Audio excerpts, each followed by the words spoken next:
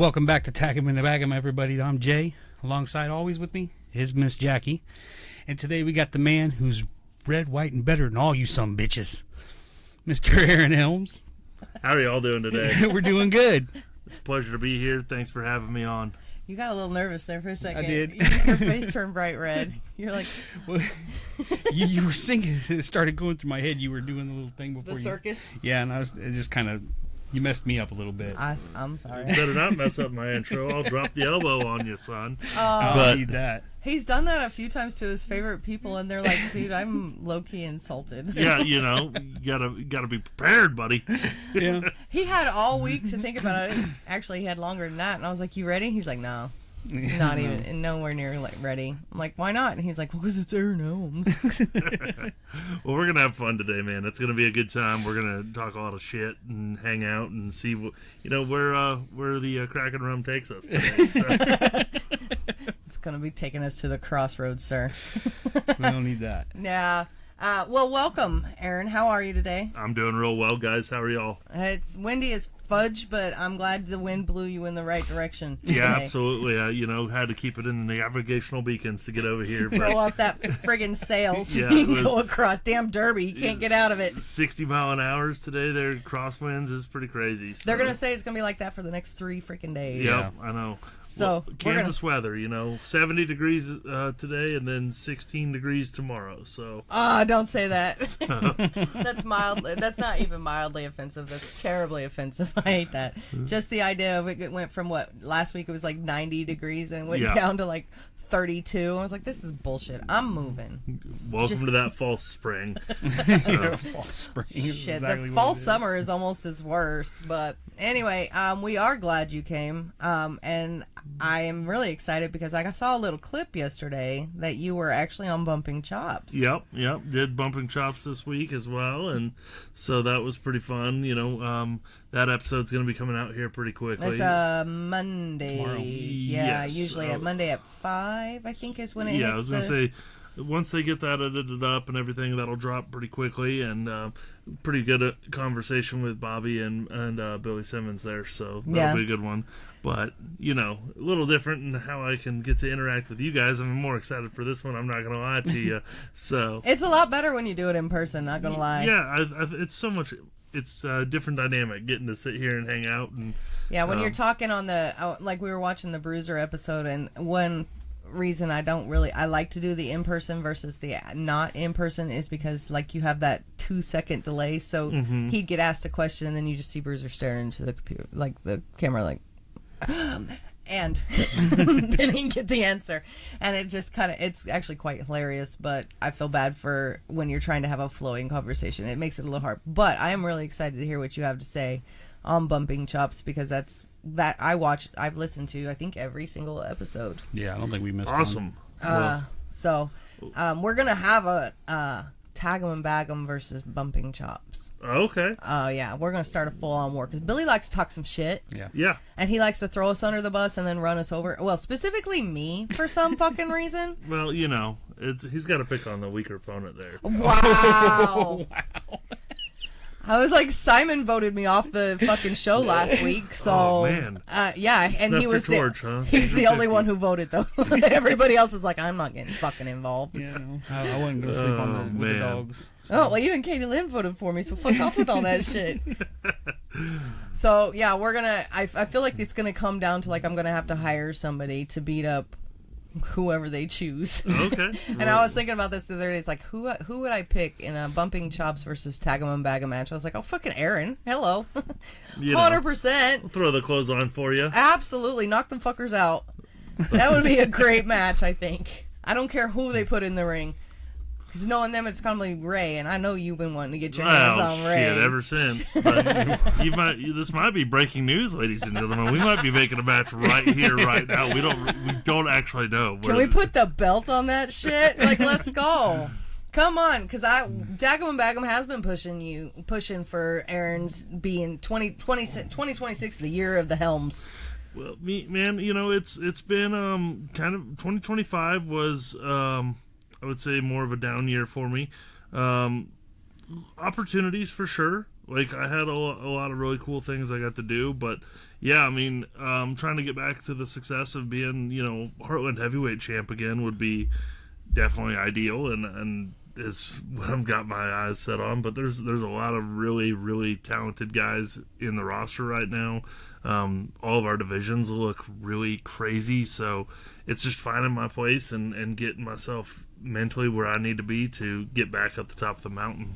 Yeah, because when's the last, how long has it been since you held a title? 3 years? Almost 3 years? No, like 2. Has it been 2? Because I lost the heavyweight title not last November, but the November prior, in a steel cage match against Drake Gallows and Ray. That's right. But unfortunately, that was, when Ray ended up tearing his quad and was down. I heard somebody likes to claim that that's his that's his gift to Ray. Well, is that you? I will say that I was pretty rough on the boy in the cage. So that was a fucking good ass match, though. I'm not gonna lie, that was a great match. And you look at a guy like Ray Leon or even a guy like Drake Gallows, and it's such a high level of talent and competition that there's a lot of mental preparation that goes into matches like that. And honestly, I would still be heavyweight champion if Eddie Rydell hadn't slammed the cage door in my face and, knocked me a little loopy.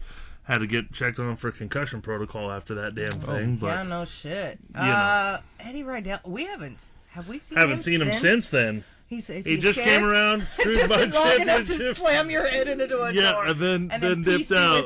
out. Yeah, he knew I was looking for him, and then I think he tucked tail and ran for a little bit. He left the country, sir. He's off in Cuba. But good luck. I was like, damn it, Eddie. Longtime friend. Try to bring him in, be like, hey, man, look at this cool shit I'm doing. And, I'm trying to elevate him again. And, for all intents and purposes, he was attempting to help, I think. That's, I hope the best intentions, but didn't pan out my way. And so... Not at all. So me and Eddie Rydell is going to get his receipt someday. Well, someday. That's been 2 years ago. Well, has it really been that long? Well, he's got to show up first. Yeah, I know. He's taking a Nate's You should put out missing posters for Eddie Rydell. I should. But, one day when Rydell comes back, lacing his boots back up at the Heartland Championship Wrestling, I'm going to knock his ass out. I was going to say, cut his laces so it takes him longer to get in the ring. So I am really excited to see you grow some momentum this year. I am so ready for another championship. I don't care. I mean, I know on Bumping Chops they said the Sunflower Championship. Really, I just want you to hold a title. Right. Because you make those titles look really, really strong, and the issue I'm having right now is some of these titles don't look as strong as I think they could be. Yeah, I mean, there's, when we look through the divisions right now, I mean, the Sunflower Championship, I'll never compete for that. That's a women's title. Is it a women's title? It is. It's a women's From what title. I understand, it's not a women's title. It is intended to be a women's title. Oh, okay. Now, Gavin Bush is, attempting to break into the division. And hats off to him. If that's what you want to do, gorgeous Gavin, do your thing. Maybe he's trans. No, he's not. But I will say, for me, that is not a title I ever anticipate competing for. Now, the tag division, I think the tag division has some really strong competitors, but with the loss of ACFC no longer being, a tag team, I think that there is opportunities there.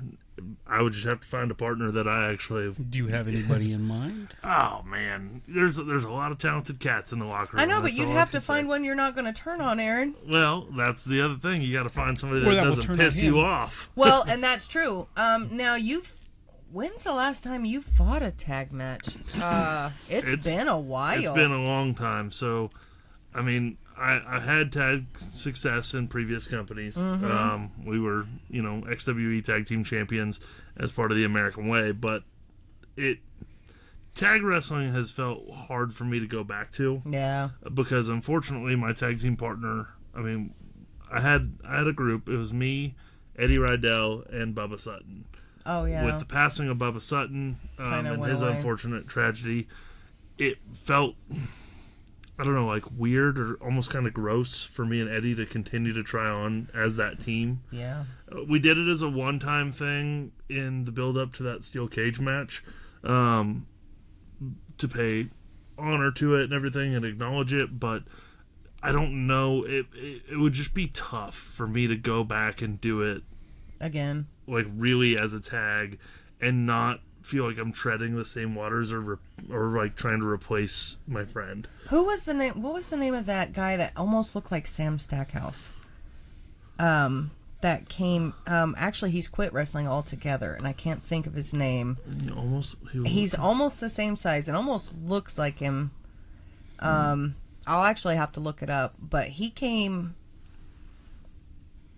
last year, I want to say, and then he kind of stepped out and he's not wrestling again. But I thought you tagged up with him one time, and he's a really big guy.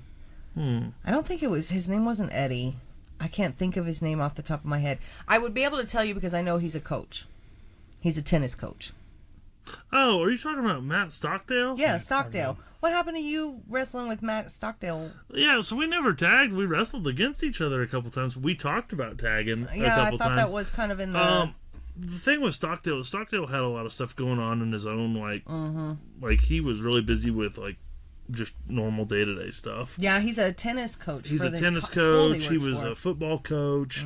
And they just had him doing a lot of stuff with the school system and everything. And then he was, he was just really, really busy with that. So he ended up stepping away from wrestling. Yeah.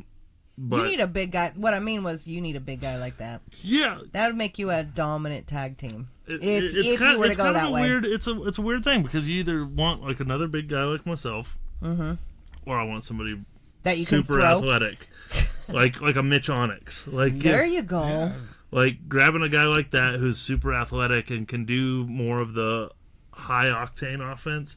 Because when I get in the ring, I'm gonna hit you. Yeah, I'm gonna hit you hard. You're a powerhouse. Yeah, and you need somebody who's willing to go to the top ropes and do the flying. Yeah, shit. and not that I'm not willing to get up on the top. It's a little nerve wracking for me, but I'll get up on there every now and then. But it's one of those things where I think maybe even grabbing somebody that is stylistically a little different than me, we can have some really fun combination, maneuvers and stuff like that with that. I don't know what he's, like a guy like maybe Paradox would be fun to tag with. Don't trust him. Boo! I wouldn't trust him. He turns on. I'm sure he turned on his own mother. Well, Mother's Day, she's going to get a clothesline. He don't even like her. Can't trade. Why would you even risk that? Because you'll get the titles, and then he'll turn on you, and he'll take both the titles. That's true, and you never know. Like with a guy like Paradox, you never know. But I'm just saying, like a guy of that athletic stature, maybe. Yeah, that would be a good match for you. And I don't hate the idea of you fighting with Mitch Onyx, to be fair. But, you look at the tag team division, there's some really solid tag teams right now. Yeah. I mean, like, the No Coast Yakuza is really, there's some talented cats. And they have really grown in the last 2 years. Yeah. Like, they're so solidified right now. Yeah, and I think... He'll hate that I say this because he's such a reserved, quiet guy. Chris Vale is one of the biggest underrated talents in Kansas wrestling. Yeah. Like, that dude is really, really, really stupid good at wrestling, and a lot of people don't get to see him shine. Christian Temple could be a superstar. He could be, easily. He is so giving in that he's been in tag teams and stuff that where he doesn't get a lot of the opportunity on the microphone and stuff. So, but I will say, like, look out for those guys to become tag team champions here in the near future. It's hard to say, though, because at the same time, right, like, when you look at our tag division, so you've got the Diamond Kings right now, who are killers. Extremely dominant. They've been beating the hell out of everyone for a year, with the 7th seal. I mean, they've just been beating up everyone. You've got the frickin' No Coast Yakuza, and then you've got the Coda brand, who are all super, super frickin' talented. And you never know with the other guys that are going to come through and tag. And now that we've lost Only Friends, too. Right. So, but with Coda brand, there's inner turmoil there. So we don't know what's going on with that inner turmoil right now. Right. With a little bit of like some backhanded comments and some shady shit going on behind. They don't always agree on. Well, anytime you get a group of guys together, right? Egos. Like, there's egos. There's a little bit of that bravado. That hey man, I'm the fucking big dog around here. Like who's? Yeah, look at the horn, pot and kettle, bud. Well, and that's where like. That's one of the things that I think has kept me out of tag team wrestling for a while, because it's hard to rely on other people and not just put it on your shoulders and say, okay, I'm going to go in there and I'm going to get it done. And prepping for a tag team match is very different than prepping for a singles match, or, even these multi-man matches that I've been in. Well, it's got to be terribly hard, especially with the way you wrestle, because you wrestle like a powerhouse. Like, you're the strong force. You're going to hit, like, when you do a crossbody, or not crossbody, when you do an clothesline, like, you knock their soul into the next week. That's the goal. So, but then to have somebody that not only compliments you, but can pick up in areas that you don't exactly do is not exactly easy to do. Right. But... And then you trying to break into No Coast Yakuza. I don't know. They're a force to be reckoned with. I understand that Seventh Seal, or the Diamond Kings, I guess is what they're called. The Diamond Kings are just so fucking dominant that and they have a match coming up on the next show, the Diamond Kings versus No Coast Yakuza. So that's going to be a hell versus Coda. Yeah. Coda, it's a triple threat. Triple threat tag, and so Jesus so it's Christ. one of those things. Don't where it's throw like, yourself in that one. No, it's like fuck it. Mm-mm. It's like you look at a matchup like that, and you're like, damn, like this is all like it's going to really showcase what tag team wrestling is all about. And then you've obviously there is like the lucha tags that are out there, like. You got the Matones.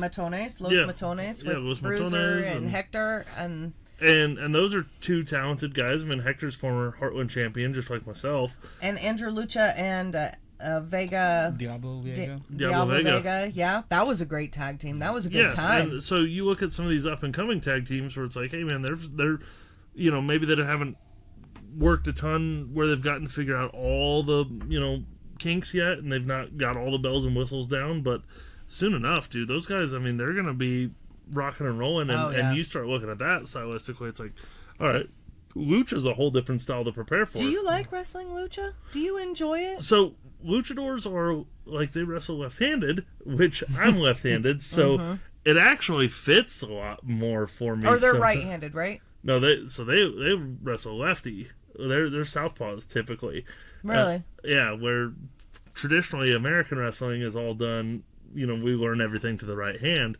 I'm a southpaw, so it just works easily for you? Sometimes, it feels like it flows better because I can go to pick people up and do stuff, and just like it just gels a little better. Like, because you've wrestled Bruiser a couple of times, haven't you? Yeah. And have lost you've my wrestled... damn hair to him? Yeah, I know. That was sacrilegious. That was just terrible. I know.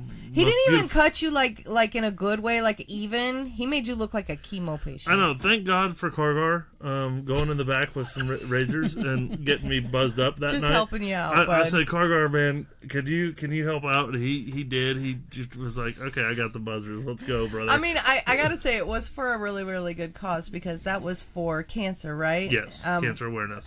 Was it just cancer awareness, or was it breast cancer specifically? Breast cancer. Oh, so, okay. which I put myself in that matchup because my mom has breast cancer, and she's gone through it. She went through it a couple years ago and recovered, and then unfortunately got diagnosed with it again. Yeah. How is your mom doing? She's doing good, but going through the radiation and everything, I've seen how impactful that is, and so if we could do a match to raise awareness, for breast cancer, and stuff, and just remind women to go out and get their annual checks on and all that shit, then I'm all about that stuff. And we had to make the stakes a little bit higher, besides just two big ass heavyweights hitting each other. Yeah. And so Bruiser put his mask up on the line. And I said, well, if you're going to put your mask up, then I'll put my hair up. So, and what I hear is that you got rid of the Karen mode. Everybody was saying you was in the Karen mode, so your hair's no longer. Oh, yeah. That's what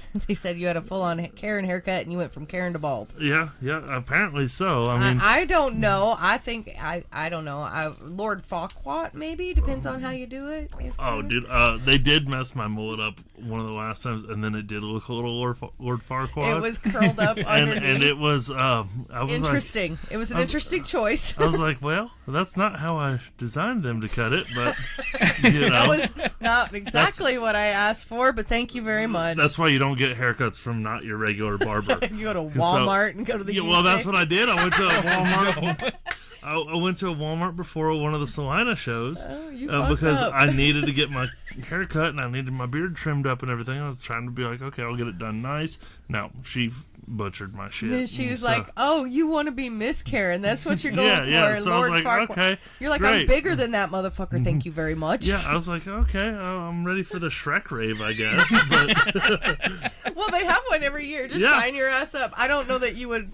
That's not a role for you. You're a little taller than him. Right. I mean, you could probably have the same attitude as like everybody just worships the ground you walk on. But now I'm starting to grow the hair back out. I'm digging it. So we're gonna see what we do now. I need to go get the haircut on the sides. Yeah, we're digging the. I just got out of the shower. Kind of. I don't care. Yeah. No, it's the damn wind. I got out of the car. It was just like.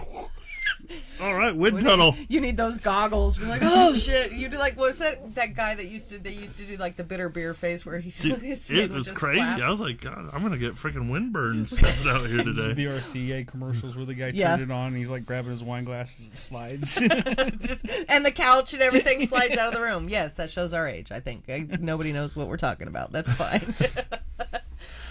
So let's go back a little bit. Can you tell me who's your favorite wrestler when you were a kid? Triple H. Triple H, really? Yeah, I'll make this argument to anyone. Triple H is the greatest wrestler of all time, and because I think he elevated a ton of guys in his career.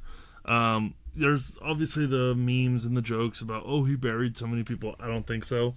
I think he did what was best for business and made a lot of business sense. The only thing that was probably not good is the Booker T WrestleMania match, but even then I don't think it would have mattered because he didn't make those decisions at that time anyway. You're not making that decision, but I think Triple H is the best. His matches elevated The Rock to get to The Rock where he was. They made John Cena where he was. They made Randy Orton where he was. Made Batista where he was. To be fair, Triple H really did put over a lot of people, but his character work was what really got him. Yeah, I mean, he's a great character. Period. But, I just think when you talk about a guy who the moment that they came out, they had a presence and just this aura around them, and still does. I mean. There's so few guys that really have that. I mean, you talk about your Stone Colds and your Hogans and some of that, but Triple H had that, and he had this just mean streak to him that as a kid drew me to loving him as a bad guy, which I think is a big part of my wrestling style now. When I was a younger kid and I was in much better shape physically and everything, I wanted to be more of a light heavyweight guy. I was doing a lot of the flips and tricks and stuff, but I was really inspired by X-Pac. He was a big fan of you didn't like your face at all, did you? Damn, X-Pac, I've seen the scars on that man's face. I loved X-Pac. I was a big Jericho guy. Everyone loves Shawn Michaels, so I'll throw Shawn Michaels in there. And then I was a huge Rob Van Dam guy. Boo. Rob Van Dam, I get you. Shawn Michaels, boo. Yeah, she don't like Shawn Michaels. I don't like. See, look, okay, look. He turned on Bret Hart. He deserves nothing. But here's my argument with Shawn Michaels. I don't like Shawn Michaels in the '90s. I don't think he's that good of a wrestler in the '90s. Give me Shawn Michaels in the '80s. I'm good. But no, see, I actually think early 2000s where Shawn Michaels made his legendary career to me is Ruthless Aggression. Shawn Michaels, Triple H, his matches with Triple H, then his stuff with Kurt Angle, and then. But I think at that point he looked like he was starting to have a little fun. Like, I just think that run through, like, he did an hour match on Raw with John Cena. That is, I think, one of the best matches to ever grace television. I did watch that one back. But it's just, and you know, you go back and you watch like the 60-minute Iron Man match with Brett, and you watch some of that stuff, and it's like, God, he was great. Like, don't get me wrong, but people are always like hyping up 90s Shawn Michaels, and I'm like, no, that's the lesser Shawn Michaels. The better Shawn Michaels is 2000 Shawn. Yeah, I'm always gonna be boo Shawn Michaels. That's just like it's ingrained in my blood. Yeah. Because if I love Bret Hart. Like I love God, the name just literally fucking shit. Andre the Giant. Thank you, Jesus Christ. I got was in my head. I love Andre the Giant, but next to that would be Bret Hart. And I remember when Shawn Michaels turned on Bret Hart, like I watched that match and I just cried like a little bitch. Well, that's what wrestling's all about. I know. Making you feel that emotion. And I was so fucking mad, and so from then on, boo Shawn Michaels. And that's been, what, 40 years? I've been booing Shawn Michaels for 40 fucking years. But, you know, it's tough for me to, like, really name, like, who's my favorite wrestler, because there's so many guys that I appreciate their work. Oh, yeah. And, like from a style standpoint, I love to watch their matches. And then there's other guys that I just love the character so much. Like, you can't not love R-Truth's character. R-Truth's so funny. And I'm looking forward to what Danhausen does, because I'm a silly wrestling person. Okay, so... But I love the character. You know who I think is the most underrated, definitely needs to be in the Hall of Fame, and I think it's a shame he's not Hall of Fame already, funny character? What's that? Santino Marella. Yeah, no shit! He's still funny, though. He's on funniest TNA? Shit. Yeah. And Santino, to me, was the funniest comedy wrestler of all time. I still watch clips of him going and pronouncing names wrong just for no reason. What about you, John Cena? And the other day, so you've heard of aura farming? It's a new thing they do. So somebody, he was sitting on a stool, and this kid walks by him and drops a piece of paper, and he picks it up and hands it to him, and he signs it before he hands it to Santino. And Santino looks at it like, the fuck? Like, he got his autograph. It's like, this aura. He's like, I'm too old for this shit. Just turns around and walks. He was so fucking funny, especially, I don't know, I think the funniest thing he did was when he was in the women's division. Oh, yeah. Santino. Well, Santino, Marella, and I mean, but it's just the unibrow, the freaking power walk, like just the him funniest saying shit. John Cena is so, and he's one of the managers of TNA, correct? Like, that's his role. He's like the general I think he helps like run it. He's like a general manager, yeah. And I thought he fell off because you couldn't find him for a really long time. TNA was hard to find anyway. Yeah, TNA went through a really weird spurt where like they were like very difficult to find, and but now they're on the up and up, and like there's a lot of good shit happening with TNA wrestling, and you know. And I think they are a great brand to be watching out for. I love TNA. Fun fact, the very first live pro wrestling show I ever got to go see was a TNA show. Really? In 2006, my dad took me and Remington Roar, who is my childhood best friend. And we had never got to see wrestling live. We had only been watching it on TV and stuff, and then beating the shit out of each other in our backyard Was together. that at the Cotillion? It was at the Cotillion. You were there, weren't you? That's where I got that belt. And the main event was a triple threat between Kurt Angle, Samoa Joe, and AJ Styles at the time, if I remember correctly. But I remember like Abyss was on the show, and Team 3D, and LAX, and like, dude, we loved it. We were like 4 rows back, and it was just the best, most like exhilarating feeling in the world. Because you went with Grandma, didn't you? I think the one he's actually talking about, I went with my Aunt Pam and Grandma. Yeah. So like the one I went to, it wasn't a triple threat match. It was a. Or it may have been a singles match.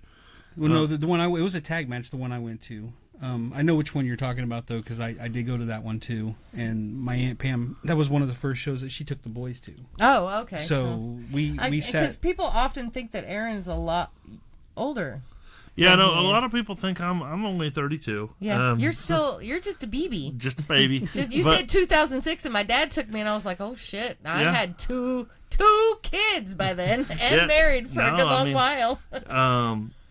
Yeah, shit. I mean, we were in 6th or 7th grade, Jesus something Christ. like that. Okay, well now we're just getting offensive. We but it was didn't crazy. Stoop that low, Aaron. It was crazy because when we were growing up and stuff, me and Remington beat the piss out of each other in the backyard. Yeah, I mean, like we had a group of friends that we did 10 hours plus of backyard shows every Saturday.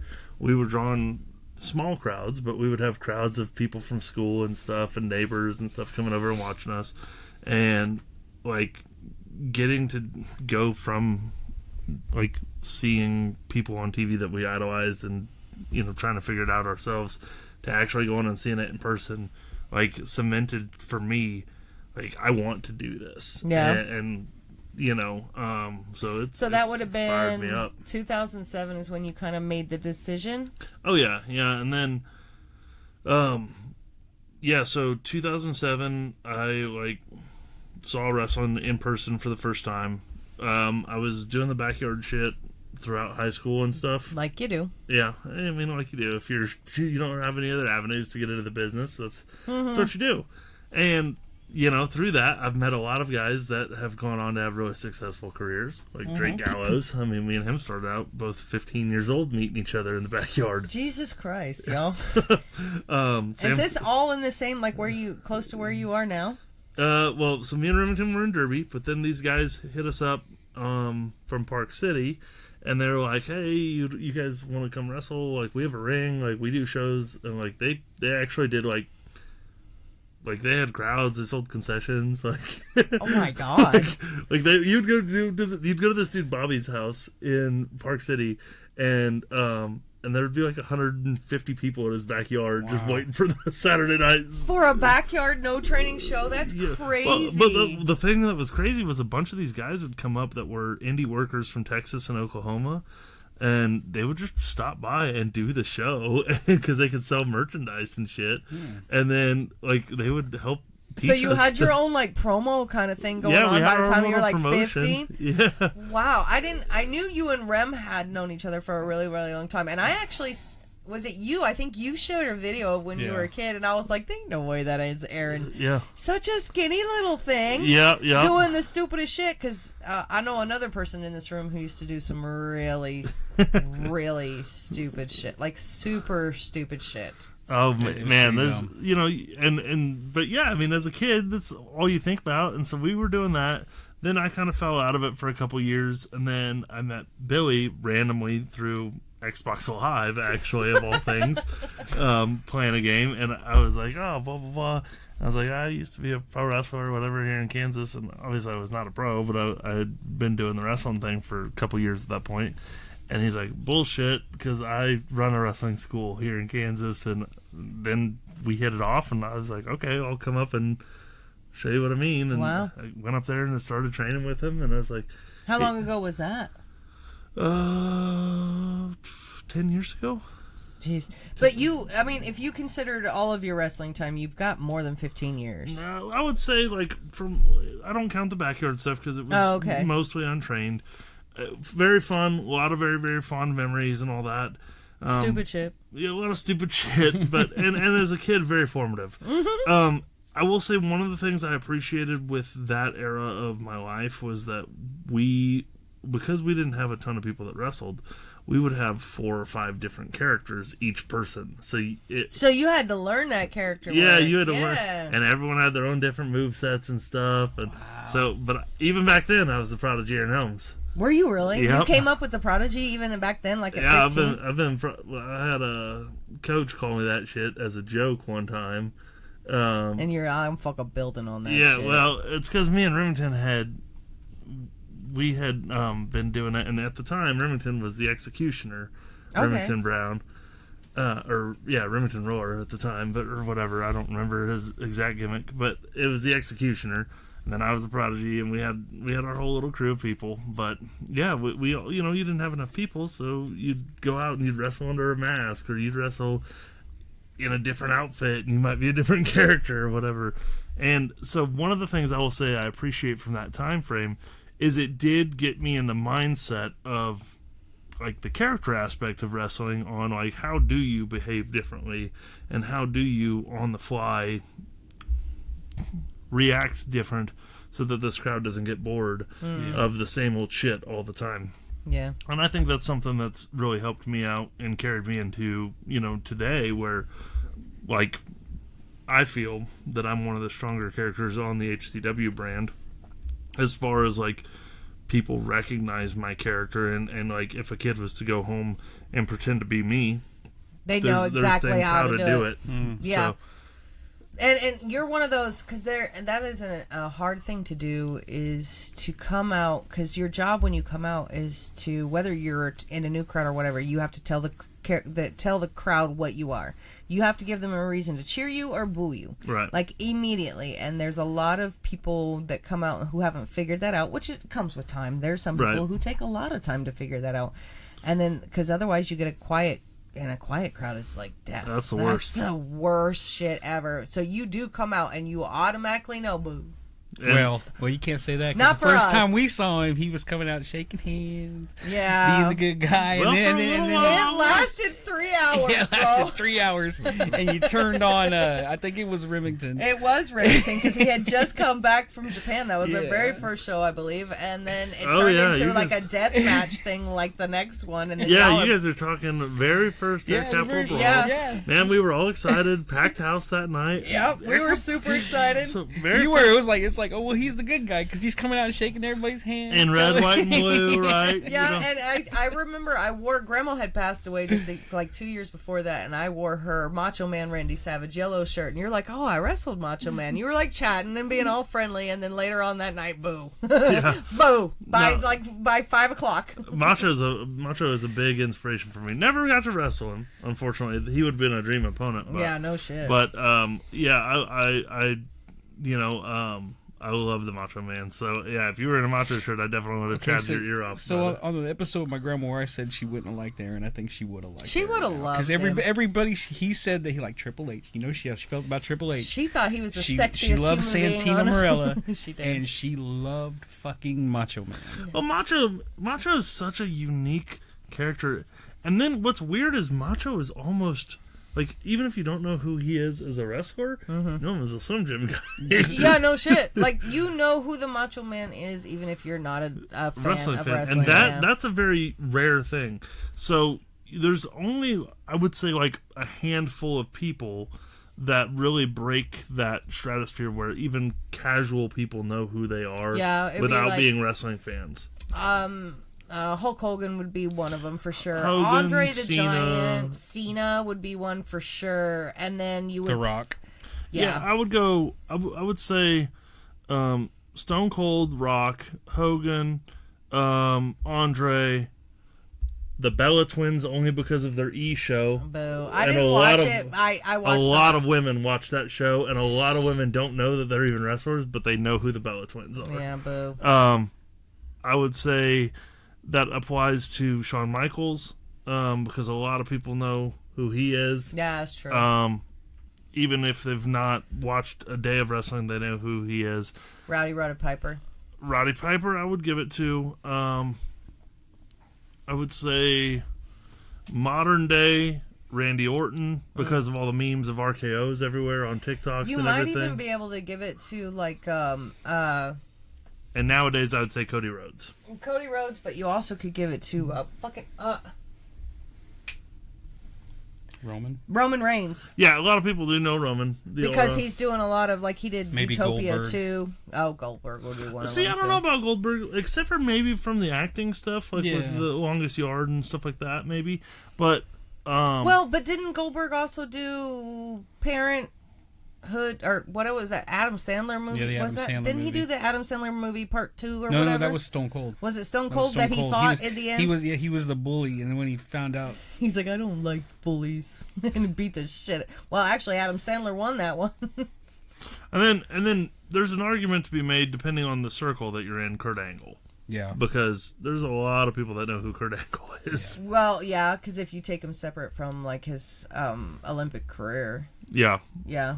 I mean, more than not. Which, you know, when we talk about Kurt Angle, it's so crazy because Angle might be the greatest wrestler of all time as far as like actual in-ring work. Yeah. Wrestler, he might be the greatest of all time. But so much of his best work is actually in TNA, and people haven't seen it. And that is the most disappointing part about TNA is that it wasn't until a year ago? Was it a year ago that we finally found a way to freaking watch TNA? Because we tried for a long time, and the only way they would put, and not every show, they would put like hit and miss matches on YouTube, and that's the only way we could find them. When they first started, they had where you could buy pay-per-views, and I have a bunch of them somewhere. Yeah, but I'm talking about recently as far as streaming. Like everything else you can find to stream, like AEW, and you can find NXT, It goes and you for can a find lot of WWE. wrestling, though. I mean, because Ring of Honor was the same way for a while, and then they got a weird, like, I wouldn't say cable, but yeah, it's like once the broadcast deals change, like TNA's best was definitely when they were on Spike TV. Oh yeah, back when that was a thing. I wonder what is Spike TV part of Paramount now? I don't know because I don't ever find it anymore. So Spike but I'm TV, sure it's part of Peacock. When I was younger, Spike TV was TNN. It was the Nashville network. See, I love Spike. That was like growing up. That was one of my favorite channels to watch because you'd have 1,000 Ways to Die, Pros versus Joes, like all these random ass dude Spike shows. would put on what was it? MX? What was the MXC? MXC, the most extreme elimination. The Japanese challenge. fucking. I love that fucking show. It's the so best. good. You see, because I remember when they transitioned, because ECW was going to be one of the first wrestling shows on TNN, and then when that he did that promo where TNN kicked him off the air. Yeah, kicked him off the air because they're going to buy WWE and let them come on. And then like it wasn't like a year later they turned to Spike TV. What year was that? Do you remember? I want to say about 2001, 2002. Yeah. Wow. About that era. Because the Paul Heyman promo he's talking about is, I think, right before Guilty as Charged 99. Yeah. So yeah, it would have been 99. You're right. Right around 99 or 2000. That's what I love. ECW. Yeah. I've gone back and watched so much of it. Well, if you ever want to go back and watch it, guess what? We got. I mean, a lot of people think it's just the blood and guts that they see in the highlight reels, and that's so ridiculous. Like, so, one of the best wrestlers I think to come from ECW is Yoshihiro Tajiri. Tajiri. Oh okay. God, I love Tajiri. I will. So when we talk to new students and stuff, right? I will argue with them. Or not argue necessarily. I will guide them to Yoshihiro Tajiri versus Nunzio or Little Guido, as you may know him in ECW, and Super Crazy. And you go back and you watch those triple threat matches or any of their combinations of matches with each other, and those are some of the most athletic matchups you'll ever see, ever. And stylistically, like they translate to today's audience. Still. Yeah. Because like nowadays, one of the tough things with modern wrestling is that everyone has done everything. Like, it's very, very difficult to do something that's, like, truly new. Like, I've never seen something like that. And without going to these incredible lengths that are so, like, risk versus reward, you know what I mean? So, I try and tell students, like, you don't have to kill yourself to do this and do this right and do it at a high level. And so when Billy lets me come out and hang out with the kids and stuff that are learning, and we've got some really good students coming through. That's what I heard. There's some really I heard there was cats one. Coming through. I think Billy said there was one specifically to keep our eye on for the next year. Yeah, who'd you say? Money. Yeah, Mo Money. Okay, yeah. There's a couple of them that I'm a big fan of. There's dude Arthur Royal. I really like that kid. We do like Arthur A. Royal. There's a guy named Eli Holiday. We like all of them. I think Holiday is going to be a lot of fun for our audience. I like his gimmick. I like his little get up. Shane is just recently starting to get some work and be on some shows. And you've had some single matches with Shane. Yeah, I got to work with Shane already, and so I think Shane's going to be one of those guys where they always call him Baby Helms because with the long hair we look very similar. Fair enough. That's not necessarily an insult, but it always jokes. It's funny. when we first met each other, I laughed really hard because I was like, God, I could actually kind of see it. We do look, damn it, like we would be related or something. Be your own person, asshole. Yeah, so I was like, you better not start wearing red, white, and blue, or I'm gonna really have to kick your ass, man. His big move is the leg drop. Motherfucker, that's mine. Stop stealing my shit. Yeah, I got like 3 moves. You cannot figure other shit out. God damn it, I have the leg drop, I have the clothesline. Yeah, that's it. And punch kick. Yeah. Are you gonna pull out a fucking moose knuckle too, asshole? Yeah, it's like, come on, man. Like, let me get my shit in. There's your tag team partner, Aaron. You don't even have to do anything. You just come out and talk shit. But you know, I mean, but really, there is some of those kids that. But I try and tell them, like, go watch like Tajiri, go watch like, like Mike Awesome, go watch like Rhino from back in ECW, like, oh yeah, which we were talking about even Just Incredible. Yeah, Just Incredible. Like, there's so many. Like, if you were to take, and I guess this is a question for you guys. So you guys are longtime wrestling fans, right? Mm-hmm. Okay. Let's say you were having to take a non-wrestling fan and show them one event to make them kind of understand what wrestling's all about. What event are you showing them? Living Dangerously, 1998. Who was in that match? That had where Taz went through the ring with Bam Bam Bigelow. Oh, great. It had Rob Van Dam versus Jerry Lynn. It had the Dueling Canes matches with Sandman and fucking Sabu. And it had the Dudley Boys come out and talking mad shit. Because that was when they were at their best, is when they were talking shit. I love when the Dudley Boys come out and talk some mad shit, though. I love the Dudley Boys. And I want to say Tajiri was still wearing like the Japanese pants. He wasn't even that character yet. He was still like right. I might even say that was his first match in ECW was Living Dangerously. 99, 98. Damn, that was just before I graduated that was from high school. That was the first ECW pay-per-view I ever got, and I watched it so many times. Like, I can go through and tell you everything that happened in that whole show. It was so good. Oh, damn. That's a lot to live up to, because you go to your normal, because I'm an Undertaker fan. Okay. So anytime you see, you can go with Mick Foley and Undertaker, with the cage match. There's so many that I would have a hard time putting my, goddamn. That would take me a minute to find one that would be like... I feel like the Undertaker in the Hell in a Cell with Mick Foley would scare some people away. See, me too. I think so, because they'd be like, oh, that's way too violent for me. Okay, fair. So if you're talking like... if you talk modern day, like within the last 4 years, I would say any match with Asuka, because I love Asuka. Asuka's amazing. And if you want to watch some really good, like, female technical wrestling, I would say anything with Asuka, Io, or Rhea, or Bayley.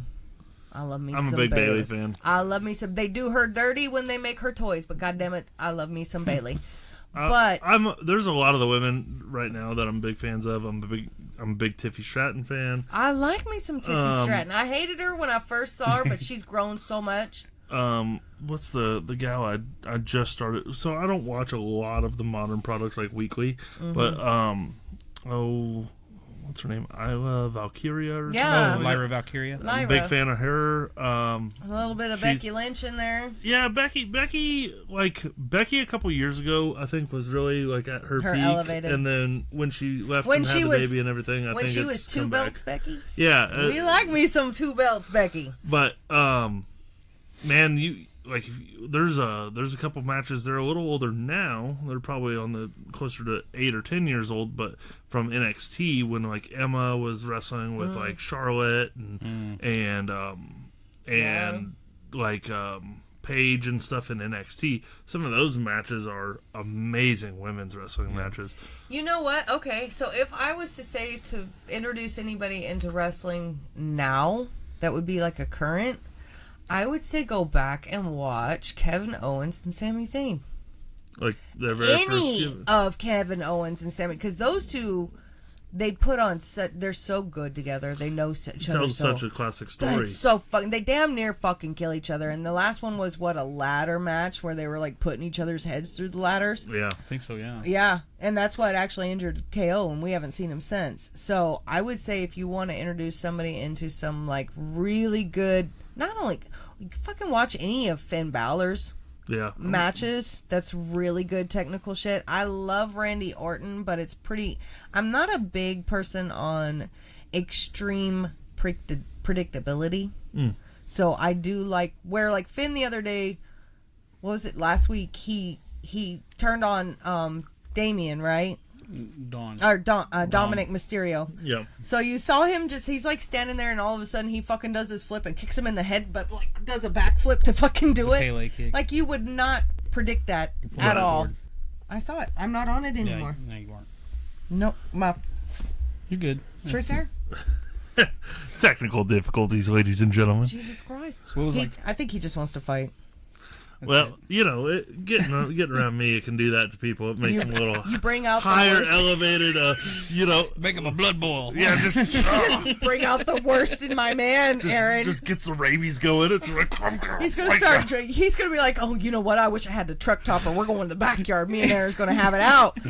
I'm like, first off, you remember he's like well over 10 years younger than you, and I know you want to see him pick you up and slam you through something, honey. But but we let's not I'll do tell that. you, if from start to finish, event wise, though, if you're gonna go back and you can watch the DVD with somebody and they'll get it because of the packages and everything that are on there, but the energy that the crowd brings and then the energy and the love that the wrestling brings, I think would make people connected and immediately feel like I need more of that. Like it's a little bit of a heroin shot right into their arm for wrestling. ECW One Night Stand 2005. The very first ECW.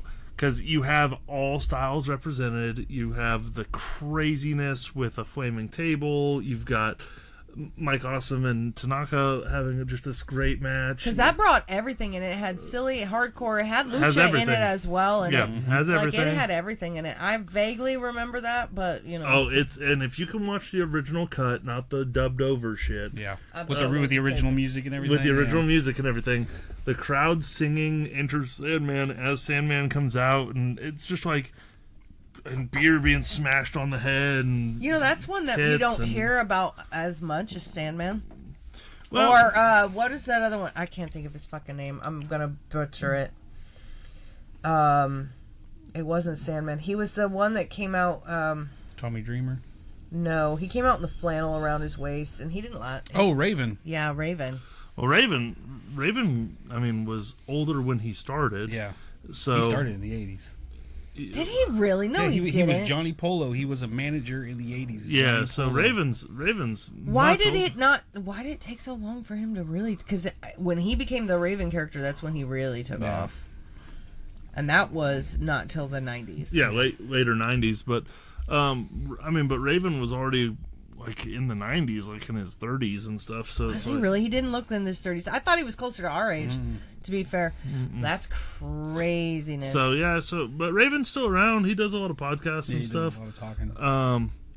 Very, very smart guy. I mean, I would like to see him more involved in the business, but I think it's hard for him. And then Sandman still wrestles and stuff. He's actually getting ready to have his last match ever at GCW. Is he really back in GCW? God damn it! Why couldn't he come back in town when we watched him? Motherfucker! But he's been doing it for fucking 30 plus years. Yeah. And I love the Sandman, man. I'm a big Sandman guy. I lost interest in him when he got a little. He lost himself a little bit in there in the 90s. I think when WCW ruined him. Yeah, definitely. Okay. Well, he was more drunk than wrestling. Well, I mean, I think he had some rough times in the 90s, but now he's, from what I understand, he's done rehab and he's doing a lot better than he was when we were kids, and he was so drunk that he didn't know whether he wrestled or not. But you know, at the same time, like for me, Sandman wasn't about the wrestling necessarily. It was more character. It was the entrance. The entrance.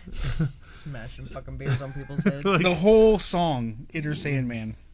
Okay, first off, Metallica was number one back in the day. That's a long entrance I would let roll by. All right, so I love Metallica. We'll have a little fun here on this podcast, ladies and gentlemen. So, we're talking about entrances and you know, themes and everything. You get to come out to the ring right now. What's your theme song? See, and we've debated this because we're gonna get married in the ring. Okay. And so, like, I am very much. You know, I am an officiant. I've done 41 weddings. I've heard. Yeah, I've heard. So we're getting married actually at the July 25th show. Okay. Okay. So I am debating between, like, for my personality, if I was going to, like, entrance song, not wedding song, we'll cut that out. But it would be like Meredith Brooks' Bitch. Would be. Or I have you heard, you probably haven't, but it's a girl, her name is Ashaniko. And she has a song called Working. I'm Working. Which is, but the premises of it, I don't have time for dick, I'm working. Gotcha. So, and then my third one would be anything from, fucking shit. It would be like Cranberries, Metallica, heavy metal, but 90s, or Bone Thugs and Harmony. It's the first of the month. I could come out to some So, first of the so when month. I did backyard wrestling, I came out to Rage Against the Machine's Bomb Track. That's Okay. good. And I also thought Surfacing by Slipknot would be a good song. Gotcha. And then probably Token, I don't know if you know him, he's a rapper. He's got a song called Necessary Evil. Okay. And it's, Yeah, that's actually that'd really be good. a really good wrestling But see, you song. couldn't do that. Yeah. So that's our problem, is that we couldn't do one like on HCW. You cut See, that shit out. For the longest time, I've come out to Quiet Riot. Yeah. Yeah. Like, I mean, that was even my backyard song, and that was actually a rib on me from the guys because of the movie The Wrestler. It was a thing. Obviously, like, I wanted to be a pro wrestler and everything, so my high school wrestling coach, when I would do like my warm ups and stuff, and I would come out and like do that, he played the frickin' Quiet Riot Bang Your Head, which was Randy the Ram Robinson's entrance music in the movie. So it was like kind of them messing with me as like, oh, you're the wrestler, but I love the song, so I was like, hell yeah, I'm gonna stick with that. That's You can't go badass. wrong with some Quiet Riot. But now we're having to go to all non-copyrighted music, so I'm working on something right now Awesome. to figure out some new music. But I love some Quiet Riot. For a very short time, I used Charm City Devils, Man of Constant Sorrow, which was a good one. Yep. That was actually our tag song when we were the American Way, and then for a little bit when I was looking at changing characters and stuff, I was using Rage Against the Machine's Renegades of Funk. Oh, that's a good one though. So I like that. I just thought it had a good like walkout beat, but yeah, it's hard. Entrance music is like, It depends on your character Yeah, it though. really depends on your character. you really have to find something that like you like, but matches what you're coming out to present yourself as. Exactly. If I'm coming out as like a red, white, and blue asshole American Hogan type character, I'm gonna come out to like fucking, it's gonna be like Blue Oyster Cult or some shit. So I'll tell you, when they said we had to go all royalty or like copyright free, I tried to come out to Yankee Doodle, and Billy would not let me. Is that copyrighted? It's No. over 100 It's years old. old. It's- It's Yeah, public. it's- But, I would say but you gotta have somebody sing it. I don't know how. no, so I was Yankee so Doodle. after I lost the hair, right? Right. I was gonna come out in a powdered wig to Yankee Doodle in a fucking George Washington coat, my boots and my sandals. And Billy said no. And Billy's like, I think this will make people like you. And Missed Okay. opportunity. I'm just saying, future champ. Excuse me, Mister. People be saluting you. It'd be crazy. but you never know. You never know when the I fortunes of Aaron Helms may change. And if I put that independence wig is title on my crazy. around my waist, then we might just have to bust out the powdered wig. Like a 4th of July theme bullshit. You gonna come out with like Roman candles and bitches Dude, always. America. Dude, I'll hire a band to play me out to that. I don't care. I'll get a marching band. Hey, well, if the fucking Naester can do it for 7 years, Yeah, you can do right. it too. God damn it! Hey, it only took 38 minutes for him to get in the ring. Oh, bullshit. I'm gonna call lies. We're It still felt waiting. Like 5 years. I'm gonna take a quick break, real quick, because I've got the hiccups really bad, and they're not going away. But then we will wrap up when we're done. Good God. expected that at all. So for fans who are just now tuning in, we're just talking a little off camera about like funny wrestlers that we enjoy and stuff, and some of the guys on the indies like Stephen Flo and the dude that throws the pizza dough and stuff like that. I wish I'd remembered his name, but I don't. Yeah, I don't remember. He works in Kansas City a lot. Yeah. But like one of the funniest characters to me that I absolutely loved growing up, Hurricane. No. Oh yeah. Just such a, or like I was a big Eugene fan. How that ever got put on TV, I don't understand. Because It wouldn't work today. No, that would be so offensive today. Canceled. Sorry. Yeah, but Canceled, and probably like There's a lot of stuff from that jury era that would have to not find work out. today. But like I loved the Hurricane. Like I thought that was the funniest thing, and the fact that like he could be a super serious wrestler and like have all these crazy high flying athletic moves, but then still be like, what's up with that? What's up with that? But see, that's the thing about silly wrestling. I love silly wrestling, but I like it. There's a very fine line between serious. Like you can be silly, like it's okay to be like stupid funny, like the R-Truth character. But in all actuality, when R-Truth actually wrestles, he can really fucking go. Oh yeah, R-Truth is such a phenomenal talent. When he came out, I was so disappointed when he came and he switched from R-Truth and went to Ron Killings right before Cena retired, and we didn't get a Cena versus Ron Killings match. I was so disappointed. Yeah. Because that was exactly what we deserved. I feel like that's what everybody deserved. Michinoku and Funaki. That whole Funaki was hilarious. That whole stuff was gross. There's some really. Who was it that we watched wrestle a dummy? It was a Japanese wrestler. Probably Kenny Omega. Yeah, Kenny Omega. He used to wrestle the blow-up dolls. Yeah, but there was a Japanese wrestler that actually did it too as well, but he did it in Japan. Kota Ibushi. I think so. Yeah. And it was just like the cells on that thing. It was like it's phenomenal. Ibushi's done the blow-up doll gimmick a couple times. Who was the one that wrestled the little girl? That was Omega. Was it Kenny Omega? Kenny Omega? And then she's actually a big star now in Japan. No, she's in AEW. That's Is she? Yeah, Miho or whatever her name is. Rio. Yep. Yeah.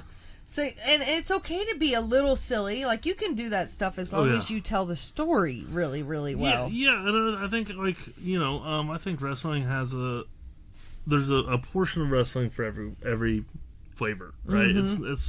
It's like a Baskin Robbins. There's a lot of flavor options. 42 flavors. Yeah, so, like, what might work for some folks doesn't work for others, and what does work for some folks, like some folks love intergender wrestling, like like done right, and you look at like OnlyFriends, right? Like massively popular for HCW. I'm not huge in the intergender wrestling thing. It doesn't do it for me as much, but I respect it. Right. Like I don't hate anyone that's doing it or anything like that. But done right, okay. There's a difference between now that's trying to build some momentum, because we're still in the building momentum of the intergender, right? Yeah. So when you have some matches, like I know you actually said something to Gavin when he fought Heidi. Yeah. Like the first time Gavin fought Heidi, that match didn't hit for me because you could see certain areas where Gavin was holding back more than he should have. Like if you want me to believe that you're going to fight a woman comes into it with consent, right? And especially a powerhouse like Heidi. Yeah, like when you get like I would have loved to wrestle Heidi. Oh God, yeah. And so for a big long portion of my career, I was like super like, no, I'm not going to do that. It's like one of the things I'm just not going to do. And nowadays I'm like, I was stupid that I had that opinion. It's still something where I think you have to do it tastefully. Like there's some of the stuff where like I don't want to see like some dude hitting a chick in the head with a freaking pizza cutter or something like that. Right. There's a fine balance between what you're willing to do and what others... Like Kit Reaver and Heidi... Kit Reaver was willing to do the skewers in the head and the staples and everything. Yeah. And those two work together. But if you have a wrestler that is not comfortable going to those levels, then it's not going to hit for the... Right. Because we're going to be able to see it. So, and yeah, you like when you are doing that kind of thing, I think it's one of those things where you just have to say, like, okay, I'm going to go into this just like I would with any other competitor. And I think that's signs of the times changing a little bit. Like, so if I was to throw an intergender match, that I would say if you want to see an intergender match hit, it would be Penta and Chelsea Green. Oh, yeah, I think Chelsea Green's such a talent. She is so fucking good, but her and Penta, it wasn't just an intergender match. That was some hard-hitting shit. And, like, when Penta finally came to WWE, Chelsea's like, because people have been hinting at her going back with Penta, or fighting Penta again. She goes, do you know that I would need 2 years to prep for that? Like, the cardio that I would need to build. No, I've been pushed out with wheelchairs lately. I ain't been fighting luchas. There's some really, really, really good intergender matches. Candice LeRae had a really good one I watched not that long back. Who did she fight? Shit. I think I know what you're talking about. Who's the big ass heavyweight that's in AEW now? He looks like Brock Lesnar, kind of. Like, yeah. He's a white guy. Yeah. Brian something, right? Brian Cage. So Candice LeRae wrestled Brian Cage. Did she really? One time, and they have a really good banger. I of a like match. Candice LeRae. Who else? There's just like a couple. There's like matches like that where it's like, okay, like you're changing the foundation of what I believe in with that. Because for a long time I was like, I'm not really big into that because it used to be more of like a thing to get heat. Like you used to like back in the day, like the Dudleys putting like women through tables all the time was like a big heat thing. Yeah, it was different though in the 90s. Yeah, it was a little different. But if you take so when we went to GCW here at the Wave in Wichita, we got to see Shotzi fight KJ Orso. Yeah, and I would have, if I was to be given like all indie people, in my mind, I wouldn't have put those two together. Right. But it fucking worked. First off, Shotzi she did not. The WWE. No, and I was so disappointed. But WWE did not do Shotzi right. Like they did not appreciate her. So when I got to see her in person, I was over the fucking moon because first off, she's bigger than I thought she was. Not like. I'm not saying she's fat or anything, but she's taller and a bigger girl than I thought she was. And first off, they fucking, because we've seen KJ Orso twice, 3 times, twice. We saw him at the fair. And those two did not let up, and I ended up with both of them in my lap. So it was a great day for me. But I love Shotzi, period. There were some things that I wish Wichita would do better when it comes to female wrestling. There's some issues in that aspect, but as a female, that I have some issues with that. But I like the intergender stuff. I just wish if you're gonna decide to do it, if you're gonna do it all the way, because when she comes in the ring, it's consent. Right. I 100% believe that. And when you have a powerhouse, say like Heidi, if you're gonna hit her, fucking hit her. Don't even pretend to hit her. Don't hold back. You gotta actually like go. Just like you would any other competitor, because otherwise it doesn't hit the way it should be. Well, and it feels flat. I think it's one of those things where it's an evolution of wrestling that we're starting to see. Like you go back at the tail end of the 80s, early 90s, like the evolution of wrestling ended up being more of the high flying, and with ECW a lot more of the like chair shots and some of the big. Barbed wire and all that kind of stuff. Some of it went too far. Some of it reined back in. I'm going to 100%. Okay, I'm not a big on... I like hardcore matches, but they make me nervous. Because I'm one of those that I want to make sure that you guys walk away 100%. Like, I really genuinely get worried about them. So when you're talking about, like, ECW or WCW, or C... Is it WCW? Yes. Sorry. Some of that shit that we saw in the late 90s, I'm like... Yeah, some of it... You cut an artery. Like, right. Don't some of the stuff, like, it progresses very differently. And I think that the way that we're seeing women's wrestling evolve, with women competitors on the national scene, it's very, very interesting because women are getting such a huge spotlight now compared to what they did. And it's really exciting to see that. And I am very excited for a lot of our women's wrestlers because I think that, like... You could see Stormy Renee on a weekly show. 100%. And I think you could see Mindy Grace on a weekly show. Sorry, Mandy. Aaron said it. It wasn't me. It's not my fault. I didn't do it. Sorry, Mandy. It's hard to switch out. It is. It's so hard. She gets so mad about it, though. But, but I like, you look at, like, some of the female talent that we've had come through, like a Heidi Howitzer or... like Lilith Grimm. Like, yeah. Like, Can you imagine? These ladies could be on national TV any day of the week. 100%. Like fighting Abaddon, Heidi, Lilith Grimm, or C-Rex even. Yeah. You can't approach them like you would, say, a 90s female who Exactly. was just there because they were pretty and they had a great body. Right. And so, from that aspect of it, it's so exciting to see the growth of women's wrestling and what that's done. But unfortunately, on the independent scene, women's wrestling There's just not that many there's of them. not a ton of women's wrestlers right It's now. so hard. And that's... Or the ones that there are, a lot of them are on the northeast coast. No shit. Or they're all in fucking Colorado. Bitches, come home. Like, So- I don't even... Like, So like, yeah, it's difficult. So I like a lot of places where there is less of the talent to have true women's divisions.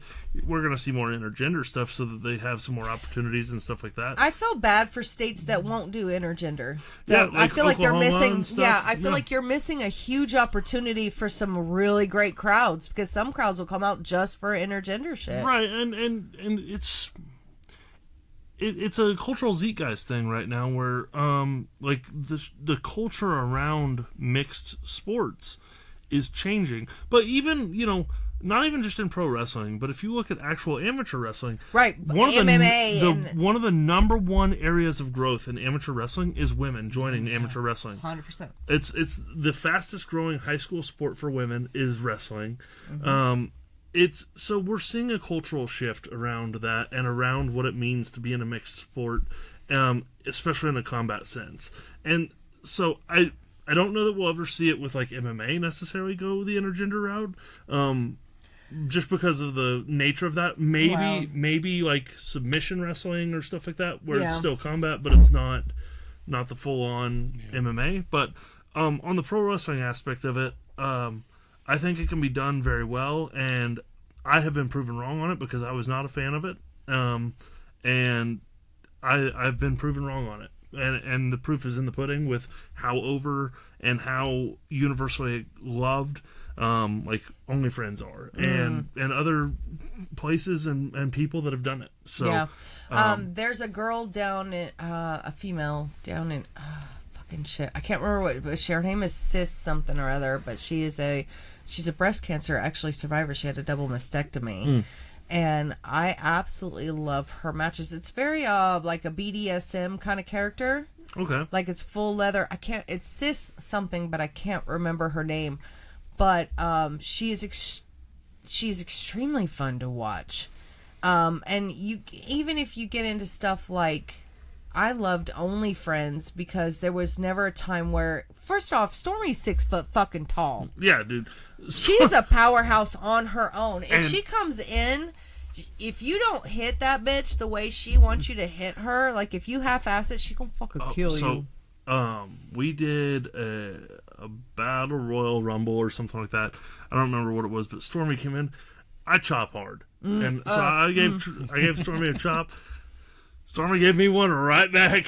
I had Stormy's handprint across my chest for like 3 days. So that's the shit I told her like. to sign that shit. I'm like, Stormy was here. Get your shit in, kid. Like, I've seen Stormy chops. Like, fuck that. But I've seen yours too, and I'm like, absolutely not, sir. No, thank you. That's okay. So chopping is one of my, it's one of my favorite things to do. Is it really? Yeah, because it's one of those things where if you're gonna do it right. Yeah, dude, when you chop somebody, it's like you hate them. Like, I've seen, like, the way you chop, was it Paradox, I think it was the last time, like, you chopped him like you were trying to fake him make dinner. Like, you were like, you're gonna be a hamburger.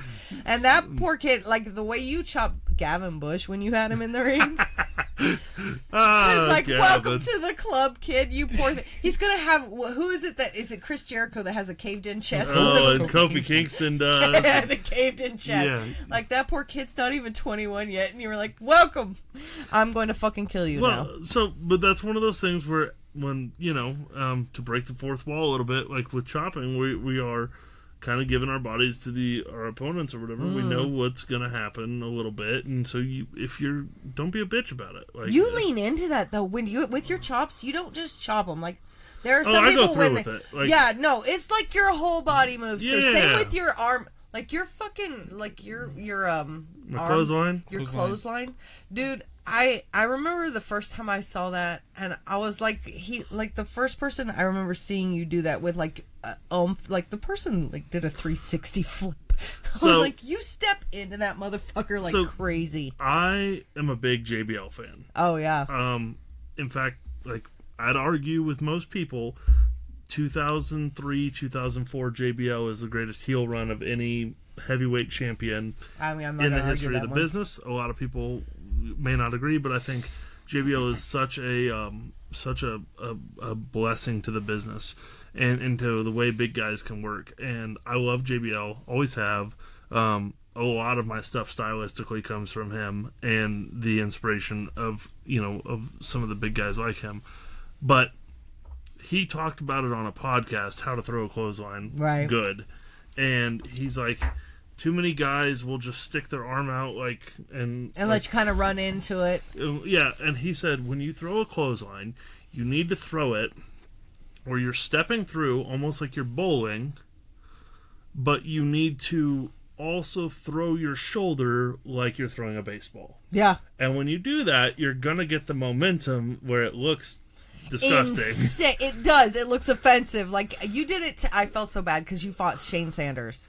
Oh. And he had just graduated, and you gave him that clothesline. I was like, sir, he's a baby. Let's not murder babies. Yeah, so Shane Sanders, man, I hit him with a good one. I've hit Remington with a couple really good ones. You hit Gavin with some that were really good. I think you turned to Gavin inside out. He's still trying to find his toes. The one that I'm like, what's his like on highlight videos and stuff now. I hit Jose with one about a year back, and he flips back up onto his neck and like just lands very awkward. And he ended up he actually, I think, separated his shoulder landing on it. Oh my god, dude. And that's just with the fucking arm. Oh, but that's just like, those are the ones I really remember. But man, like, again, that's one of those things, like, if you're gonna do it, and like, don't pussyfoot it, because, and so here's one thing I take a lot of pride in with HCW and just in my wrestling in general. I may not be the most athletic or the most talented guy in the world. I'm not a Kane Carter where I can do everything under the world, or like a Chance Kerrigan where I can go have some 45-minute jumping off the top rope sprint fest. I mean, I can do a 45-minute match, no worries. But like, I'm not the guy that's gonna do 100 million moves and a different bunch of chain wrestling and all that stuff. But when you get on a match with me, you're gonna leave that match, and the fans are gonna look at each other and go, "God dang, that was physical!" Like that was some dudes hitting each other. You fucking chopping down a goddamn tree with them fucking shits, dude. Like, and I want people to like, because in a world of what is believable and what's not, and what hits and what doesn't, I want people to be able to be like, yeah, those dudes may not have liked each other. With me and Remington, when we had our feud for that title, we beat the shit out of each other, dude. And that's what introduced us to HCW, because we hadn't seen HCW. We'd been looking for a really long time for a local wrestling. So I think it was you and Remington that very first show. If they wouldn't have had that match, I don't think that we would have probably been as into it, because we went from, remember they had the bleachers set up, right? And we were in the very back of those bleachers. We sat down, and I think it was, if it wasn't for you and Remington's first match there, and then you had the what was the next match called? It was a blood, like, no, it was a blood feud bullshit. Yeah, so I can't remember, because you guys were both a bloody fucking three mess. stages of hell, right? So eventually we got to 3 stages of hell. Yeah, and that was awesome. If it wasn't for that, we wouldn't have been as hardcore HCW fans, I don't think. Well, and you know what, I like to hear that, and I put that match, that feud, up with Remington against anyone else's work that they've done in HCW, because I think there's, when you have an opponent like that where you've known them for so long and you can draw from your real inspirations with each other, and me and Remington's friendship, we've been friends since, I mean, 1st or 2nd grade. Jesus Christ. Maybe kindergarten. But there's not always times of friendship. There was times where we had legitimate beef. So you pull on those inspirations from each other, and you hit each other a little harder, and you get into it a little more. I split him open for real, and he had to get 8 stitches with a chair shot.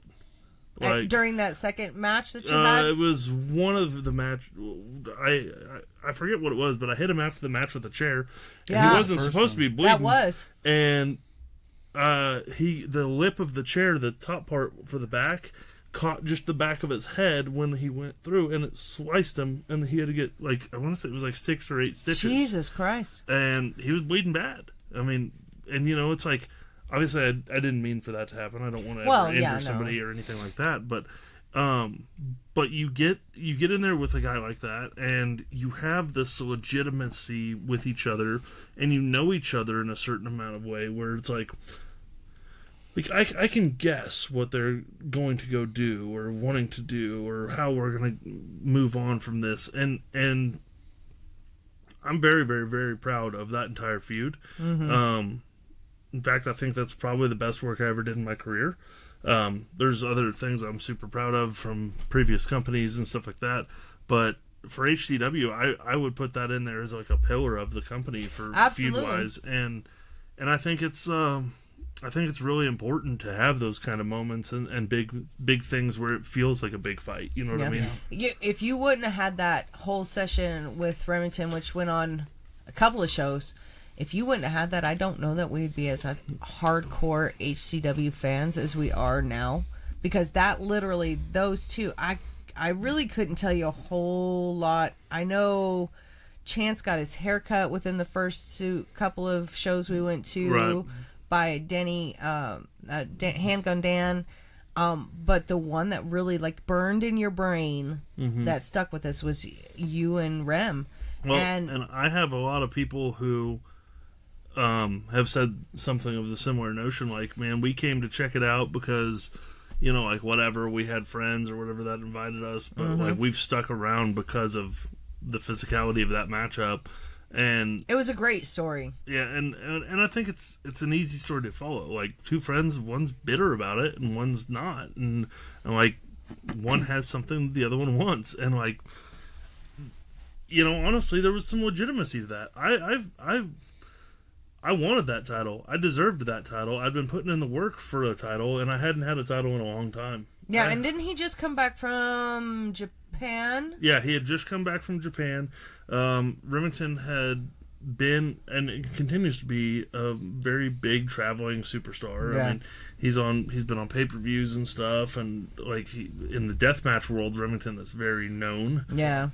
Unfortunately, you don't get to see a whole lot of deathmatch unless you can find certain ones on YouTube. Like, I've seen a lot of like hardcore death matches, but unfortunately, unless you're specifically looking at them, you're not really going to find them. Yeah, I mean, that's one of those, we talk about kind of the evolution of wrestling and the business and stuff. Deathmatch has really kind of become more of a mainstream thing than it used to be. It used to be kind of like, I put deathmatch in the same vein as like punk rock or heavy metal in the music scene. Like, there's underground. There's a couple big known name bands, like Sex or whatever. Pistols and whatever. Right. But then for the most part, it was underground. It was like grungy. I'm hit and miss with death metal though. Like, I like death metal. Death matches, like, I like them, but they terrify the shit out of me, because I've seen some shit that I'm like, why the fuck would you do that? Like the scissors. Oh, thing. Dude, Remington does shit where I'm like, I know, and I don't understand how you do that, brother. I don't understand why you'd agree to it, and that's just my thing. Like, you go into one, and I have to worry about getting glass in my eye, or scissors in a lung, or like some of the shit. I'm like, you're gonna slice an artery. If that's your thing, okay, great. I want a full body mask. Yeah, well, and I think that's one of the things where with HCW we try to push the envelope a little bit. Like, we want there to be a hardcore element to HCW. I think it's very apparent in our shows. We do a lot of tables. We do a lot of chair shots, ladders, we've done stuff skewers, like that. Yeah. So we have, just don't bring out scissors, please. Yeah. So we have the blood and guts a little bit, but I would say we keep it pretty PG-13. We don't go the full adult only like some of the shows out there. I would say one of the more hardcore things that's probably ever happened has been the skewers, and I would say maybe that's the most hardcore thing. The skewers and staplers. And then thumbtacks. We did thumbtacks with me and Remington. The Legos were almost worse than the fucking thumbtacks, bro. So, I will tell you, I hate thumbtacks. And when we did it with me and Remington in 3 Stages of Hell, I had thumbtacks all in my hand and everything. You put your hand down on the mat to get up. I saw that and shit. I had like 13 thumbtacks in my hand, and I was like, oh, this sucks. You so had them bad. in your shoulder. You had them stuck in your like your gear. But, and, yeah, I had them. My wife was pissed because the barbed wire had cut my legs open, all on my thighs and stuff. And so it was pretty rough for a little while there, where I was just like couldn't walk and like couldn't go. No. Like, I could, but it was like, oh man, like I'm like. Does your wife ever watch your stuff? Not really. Like she used to come to shows a little bit, but it's hard for her because she doesn't really understand it as well. Plus, it's got to be hard to watch you get hurt. Well, that's what I'm saying. Like for her, like she just feels like I'm really getting really fucked up all the time, and so it's hard for her to be at shows. So, and it's the same thing with like my mom or like some of my family members. Now, some of my family members, they come all the time. They love it. Yeah? like, oh yeah, beat the fuck out of that motherfucker. Yeah, well, I know him. Like, you know, I've got some people that have come and support me a lot, but for my mom and for my wife, it's really difficult for them to watch me like get hit in the head with a chair or something. You know what? I don't blame them there, because when you really love somebody, you don't want to ever see them get hurt. So that makes sense. Well, and especially like when I did the steel cage, my wife wasn't there, but my dad was, and thank God he was, because I legitimately got knocked out. Yeah. And I didn't remember the cage match. Wait, this last one or the one before? So when I did the triple threat with Drake Gallows and Ray. Oh yeah, that was the year before. Yeah. So we did a thing where I come off the top rope with him. We had basically done like a rock bottom from the top rope. Right. Well, when I my head hit the mat so hard it knocked me unconscious. And I woke up immediately, and I finished the match, and it was like 15 minutes into this 40-minute match. Jesus so Christ. I finished the match and everything, but then I went back to the back, and I thought I was fine, but I was apparently repeating myself, and God. Didn't remember the match. Thought we'd only been out there like 10 minutes, and was like, why did that go so short? And like everyone's like, dude, you guys just went almost an hour. What are you talking about? Oh my God. I was like, Billy and all of them got really concerned and ended up having my dad drive me home and everything because they were afraid I couldn't drive, but I felt fine. Oh, I'm sure you did. I don't feel a fucking thing. But I mean, it was one of those things, man, where like something like that, my wife would have been hysterical, and like, so. That's fair. You're very loved, sir. Yeah, but so I get why she doesn't come, but or doesn't come often. She'll come every now and then if she knows I'm not going to be doing some dumb shit, and we have a cool show coming up that is actually for my wife's work. That's not been announced yet, but it will be here in the future. And it'll be in the summertime, and so she'll be at that. And that'll be cool. So there'll be a new extra show that will be out there coming up. I don't know if I'm allowed to announce it quite yet. I don't know, but I'm excited. Maybe I'll run into her and I'll get to finally meet Mrs. Helms. Yeah, it'll be fun, and so she'll be there. And I can't argue with your wife though, because Jay used to wrestle in high school. Like, he did the background shit, the backyard shit, and I remember watching. So my boyfriend was his best friend, and I watched my boyfriend hit him over the head. Of course, there was no protection. This is backyard shit. He hit him in the fucking head and like gashed him open, and he's got blood dripping down his face. Of course, my boyfriend is the opponent, and he takes his blood and like smears it like that. And like, I remember just being absolutely, I was no more than like 15, 16 years old, just being absolutely horrified. Like, you're gonna fucking kill each other, and grandma's gonna freak the fuck out. Stop. And I think there's probably videos of me asking you guys to please stop killing each other in the backyard. Oh, yeah, probably, but I don't know no more. Somebody stole them. Yeah, I don't know. That's a bad thing about my backyard. Somebody stole a lot of it. Man, I would have loved to have seen some tapes. Yeah, I've got a couple, but see what talent we had working with. No, I watched this, man. It was so funny because he posted a video the other day, or a couple weeks ago, where he's like, he always thought he was fat in school, but he's like this skinny little fucking 16, 17-year-old dragging the fucking topper of a truck over, trying to kill his best friend. And I'm like, look, you're just such a baby. Look at the baby. He's just dragging the topper like he's the Undertaker, just grabbing his coffin and pulling it across the fucking yard. It was like, I was like, that's so hot. I'm not gonna lie. That makes sense. God damn it. But yeah, you know, it's crazy, man. Like, and it is tough on your body. And sometimes, like, there's matches and stuff where I'll get done with it and I'll just feel like, God, I feel like I just got out of a car accident or something. Yeah, I'm sure. And especially, you know, as I've gotten older and stuff, like, I feel that a lot more than maybe I did even 4 or 5 years ago. I'll say the hardest thing that ever happened was the COVID. When COVID shut everything down, you went from being pretty used to it to you haven't done it in a year, or it was like 16 months at that point when we were finally able to come back. And when that first time I ran the ropes and really, like, was able to, like, on show day and was like, okay, let's get into it. The first time I ran the ropes, I was like, God damn, that I'm hurt gonna fucking again. die. Well, the ropes suck. That's one thing. Hitting the ropes hurts. People don't realize that. Hitting the ropes hurts. It sucks. Like, that's the one thing every new trainee comes in and the first time they want to run the ropes because they think it's going to be so They fun. look so fucking elastic, but then when they're you're not. doing it, That you're hurts. like, nah. You got to get used to that. You got to get used to the feel on the back That's and fucking everything. core, dude. That's it. Like right in your ribs. No. Yeah.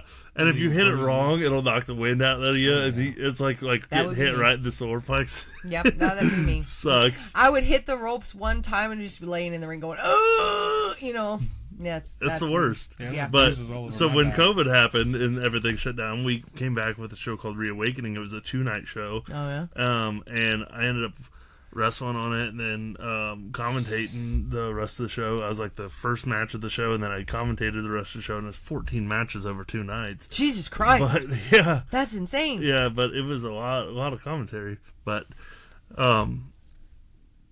actually, that's the night I met my wife, because I was driving back home. That show took place in Hutch, and we had matched online, and she was like, oh, blah blah blah, like, do you want to come hang out? And so I was like, cool, I'll go over there.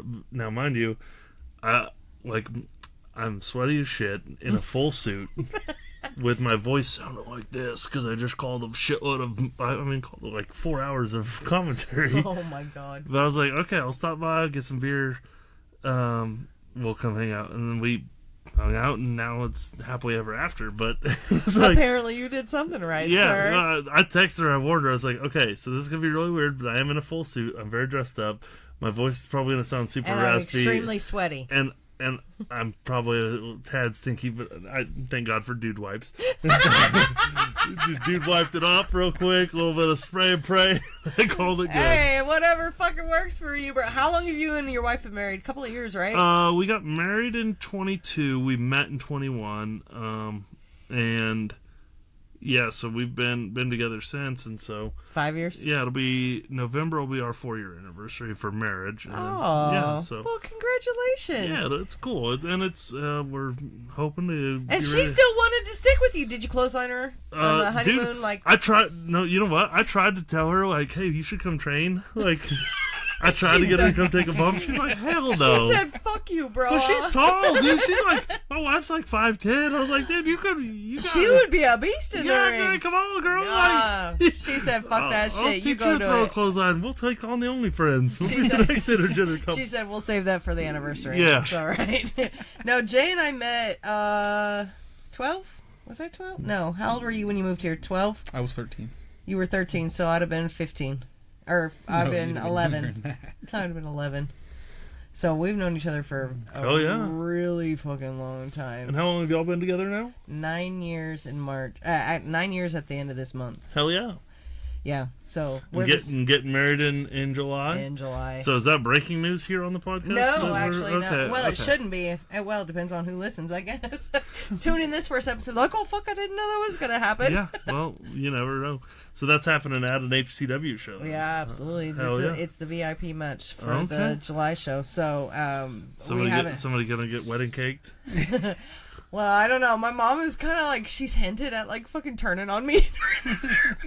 She's like, I was God. like, bitch. She's like, I grew up in Missouri. She's like, I like the old school wrestling. I said, Mom, you cannot fucking turn on me in my own wedding. What's wrong with you? Bob Orton, she hit her with the no shit. hit her with the cast. I'm literally legitimately worried my mom's gonna be like, I might like it in the ring. I'm like, bitch, you're 65 years old. I'm just trying to get you inside the ropes. Let's go, Mae Young. Let's go. Fucking calm down. She's like, I'm gonna teach her how to throw a clothesline before show. oh, my mom will adopt you if you do. Like, she is just that weird. She'll really get into it. I'm like, I'm sitting here going, okay, just make sure that you like hold the ropes so my mom can get in, and like I'm trying to save her dignity. And she's like, you want to fight in the ring? What if we fight in the ring? I'm like, Mom, this is it's a wedding. Like, we're actually legitimately getting married. And she's like, yeah, but it could be fun. It might be my only chance. Hey, that'll be awesome. I'm like, look, I'm That'll actually be awesome. wearing a fucking dress. I don't want to fight my mom in the ring and have Jay just standing there, like, trying to ref this shit and doing the count. Like, That'll be awesome. I'm not trying to do this Well, shit. hell yeah, man. VIP in July. That's be a very exciting VIP My match. poor mother. She's like 65-year-old beating up a 40-plus something year old bitch. Nah, let's not do that. I'm not gonna even fight back. That's my mom. I'm like, it's okay. You'll teach her to clothesline me, and then I'll be done. Absolutely. You ruined my whole honeymoon, bitch. Like, no. So, we are really looking forward to the next 2 shows for HCW. Yeah. And like I said, I feel like this is Aaron. If it's your year to either, if you don't capture a title by the end of the year, I feel like this is your year to build the momentum to be on that road, to be on the right path. Yeah, I think and you'll hear me talk about this a little bit on Bumping Chops, but I'm definitely gonna be putting myself in the mix more. Last year, I think I was reeling back from the Heartland title loss towards the end of the year, going into 2025. Like a period of mourning. Yeah, and it's like, so, like, then you try and find your footing and everything, but I was in a lot of opportunities, I mean, for the Independence title, but that division had a lot of really talented, has a lot of really talented guys. I mean, look at Kane Carter and look at what Chance Kerrigan was doing with the title, and and hats off to Chance. I'm so proud of you. I knew. Good. I told Jay before you got here. I knew. I told him. Proud of him. I was right. You owe me proud. $2. So proud of him to finally step up and do what needs to be done and taking out Ray Leon, because you've had beef with Ray for a minute. oh, that little pissant, I can't stand him. Can you call him little though? Oh, he's littler than me, so yeah. Okay, fair. So you know what? For Chance Kerrigan to give him a "Sweet Home Alabama" with the guitar, I freaking enjoyed that quite a lot.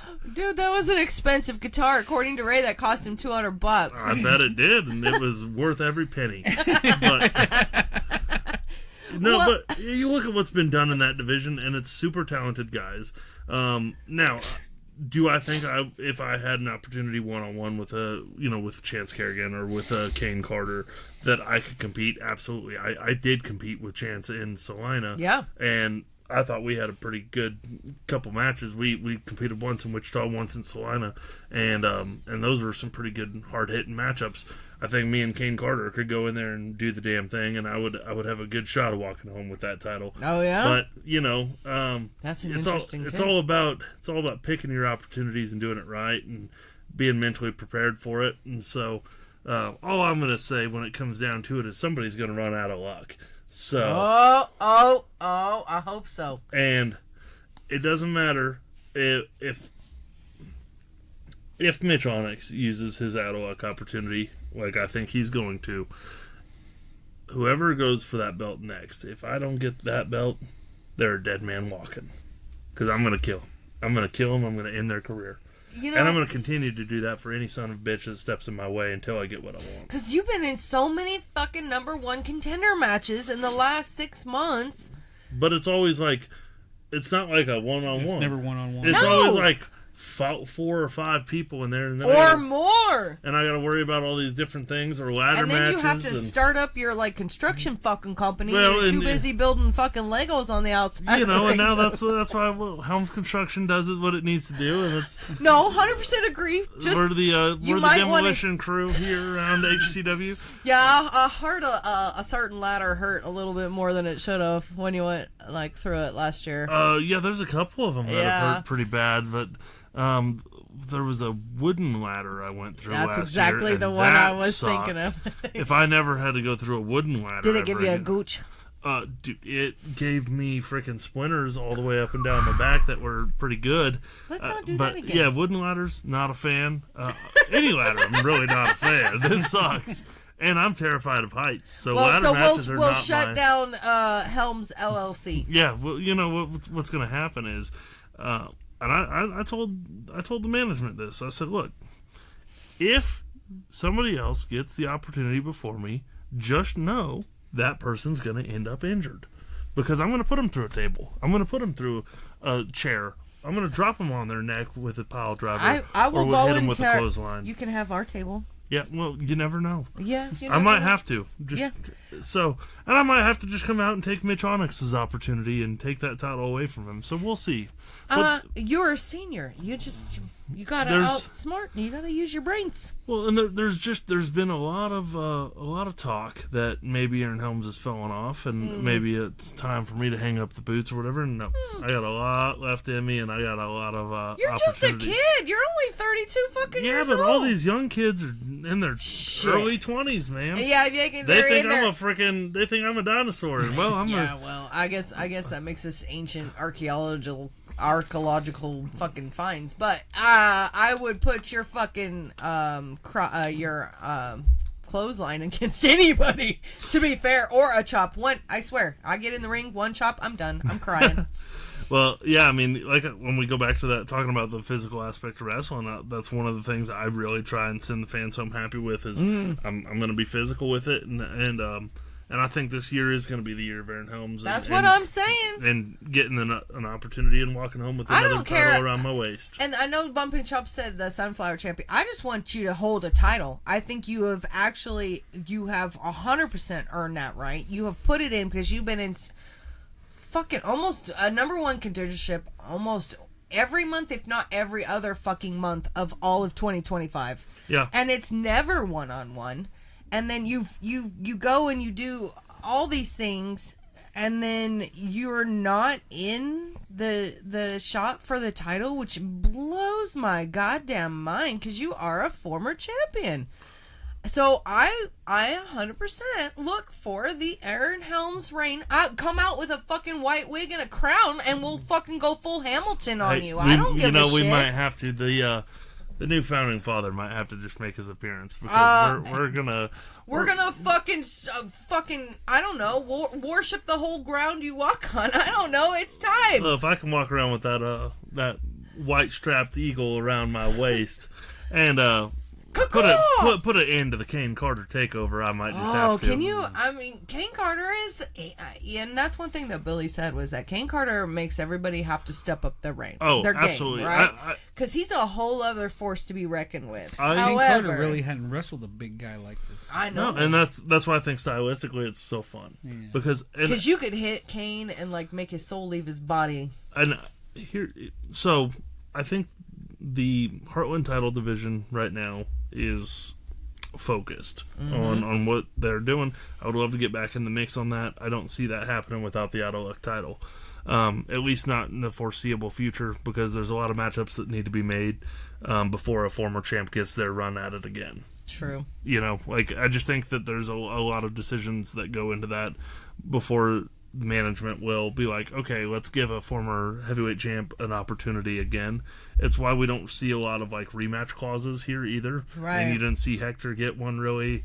You didn't see Paradox really get one. we see no rubber matches right. at all. It's hey man, you had your shot. If you lose it, you lose it. Start back at the bottom. Yeah, you start back at the bottom and you have to climb your way back up. And I would love to get back into the talk for that title, right? But when I look at the talented guys on the roster right now, there's a lot of guys that I've not got to wrestle, and Kane being one of them.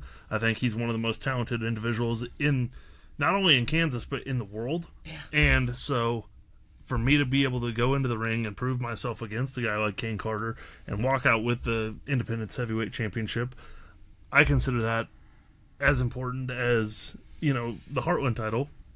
And I would be very, very honored to have that opportunity to put that boy down and show him what hard-hitting heavyweights can do. And a lot of guys talk about, their high-flying style or their light heavyweight style or all that shit. Well, super heavyweight style is a thing, and it needs to be more celebrated than it is. And I like big man meat. Yeah. I do like me some big man meat. I love me a good heavy hitter match because there's a lot to be said about, like, you're not going to do a lot of the high flying shit. Right. You're not going to it's not going to be necessarily fast paced. But what you're going to get is shit that's going to make your brain leave your body. Like, your soul's going to leave your body. Like, you give me a good fucking body slam, or fucking when you go up to the top rope and you fucking slam on somebody, dude, the whole ring jumps 3 inches and moves over. Like, it's just relocating, and you keep doing that, it's going to walk out the fucking building. Now, like, it's insane. I call myself the hardest hitting heavyweight in Kansas. Absolutely. I try and prove that every time.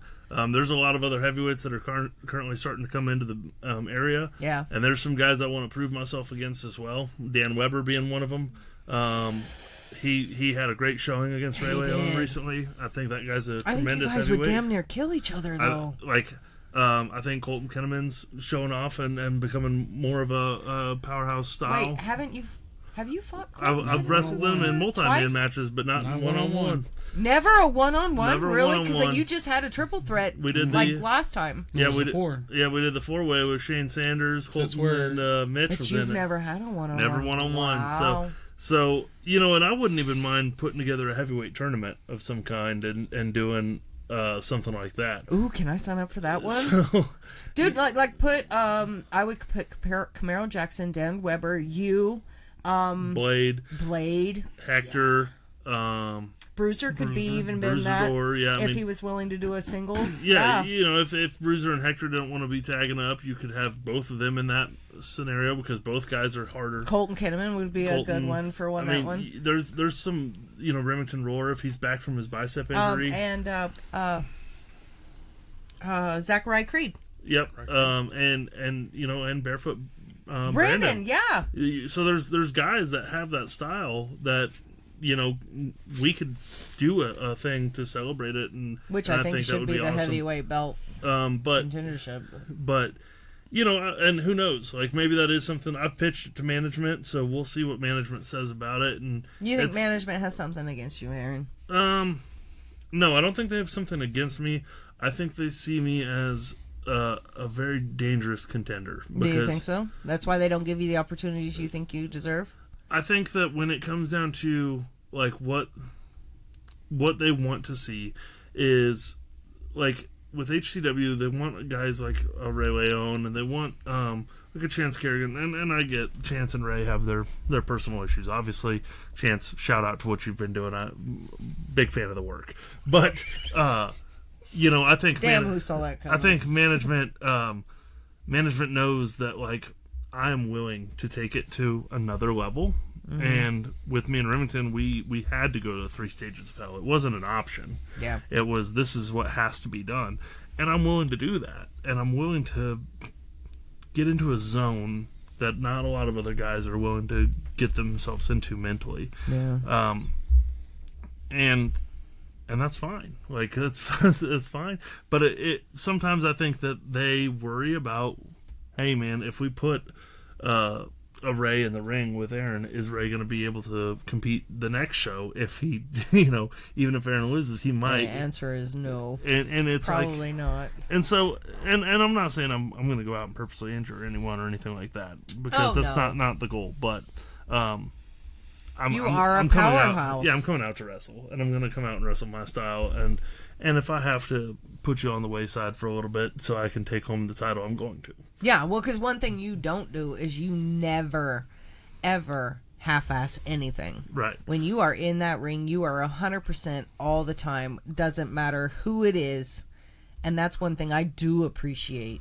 If I say I appreciate anything about you, that is one thing, because I know you're going to give it your all. And I may not be a fan favorite, so by any stretch of the imagination am I a fan favorite. So not everybody has taste, Aaron. But, I think that's one of those things where if other people want to, you want to build these big marquee matches, sometimes maybe the fan attraction to an Aaron Helms name on that marquee isn't always there. But for every Batman there has to be a Joker. For every Superman there's got to be a Lex Luthor, and I'm happy to oblige.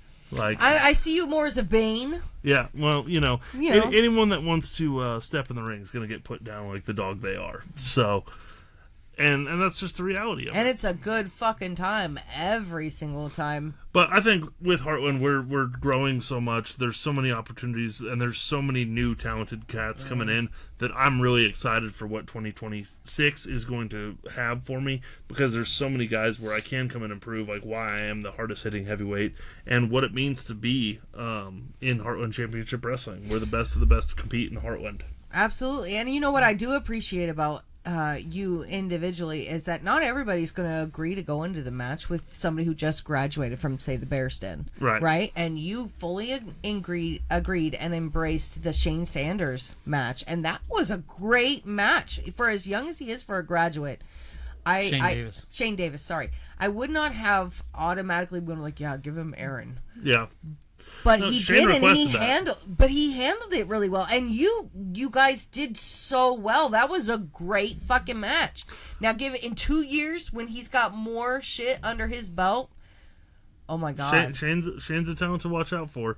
And that's one of those things where I think that like as the Bears Den continues to grow and continues to put out some of these guys, there are a lot of really talented cats that I want to lock up with them. Yeah.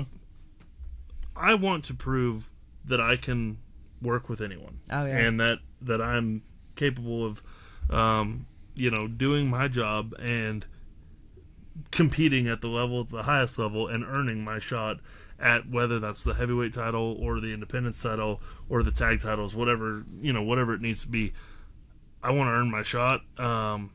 Sometimes I've maybe taken shortcuts to get there with creative ways to win. People call it cheating. I call it creative ways to win. Ref didn't see it, didn't fucking happen. I don't know what you're talking about. So maybe I've done some stuff in the past that management doesn't really agree with. What I think is that here in the future that I'm gonna go from undesirable to undeniable, and it's just one of those things that they're gonna have to understand that Prodigy and Helms is here to stay. Absolutely. We are very excited to see what 2026 brings for you, sir. Absolutely. Well, if you guys want to check out more and make sure you follow all of our events, you can do so at HCW Online. HCW Live 23 on all social medias. And then it's Heartland Championship Wrestling on Facebook specifically. Yes. And then all of our shows are broadcast live on YouTube. YouTube, TikTok, and Twitter? No. Facebook. Yeah, YouTube, TikTok, Twitter, or not Twitter, but YouTube, TikTok, Facebook, and I believe we're trying to add Twitch to that as well. Yeah. So, but we're always expanding the reach to the audience and everything, trying to make sure everyone can see as much as possible. And thank you guys for supporting what we do as Heartland Championship Wrestling and as local professional wrestling. It means a lot to be able to get to do this art form and be able to go out and compete in the way that I do. And I'm very proud of what I can do, and I can't wait to show the world why I am and always have been red, white, and better than you. Oh, we are so excited to see what you bring, and we are so glad that you could be here. And we appreciate you taking time out of your busy schedule and your wife lending you out, because God knows she probably had better things for you to do today. I'm pretty sure. So the next show is going to be March 28th at Osage, and then following that we are going to be back in Salina in April. Yes, we're going to go back to 2 shows a month for HCW. So one in Salina will be usually it's the second week in the month. Follow the calendar closely, because it isn't always that way, but usually it's the second week in the month, and then followed a week of nothing, and then a week later we'll have Osage. Yeah, typically we try to have a week buffer between the two, but that's not always going to be the case this year. Some people need to recover from the shit that they're getting ready to get done. Right, but we'll be back doing Wichita, for the rest of the year. Obviously, we've got to do monthly. Salina will start back up and do monthly for the rest of the year in April. I'm just going to break the news. We're going to have a show in Mulvane in summertime in June. Oh, cool! So June 5th we'll have an added date. But that's a specialty show? That's a specialty show, but it'll be It'll be in Mulvane. It's a little bit of a fundraiser type deal. That's awesome. So that'll be early June, date to be announced and everything.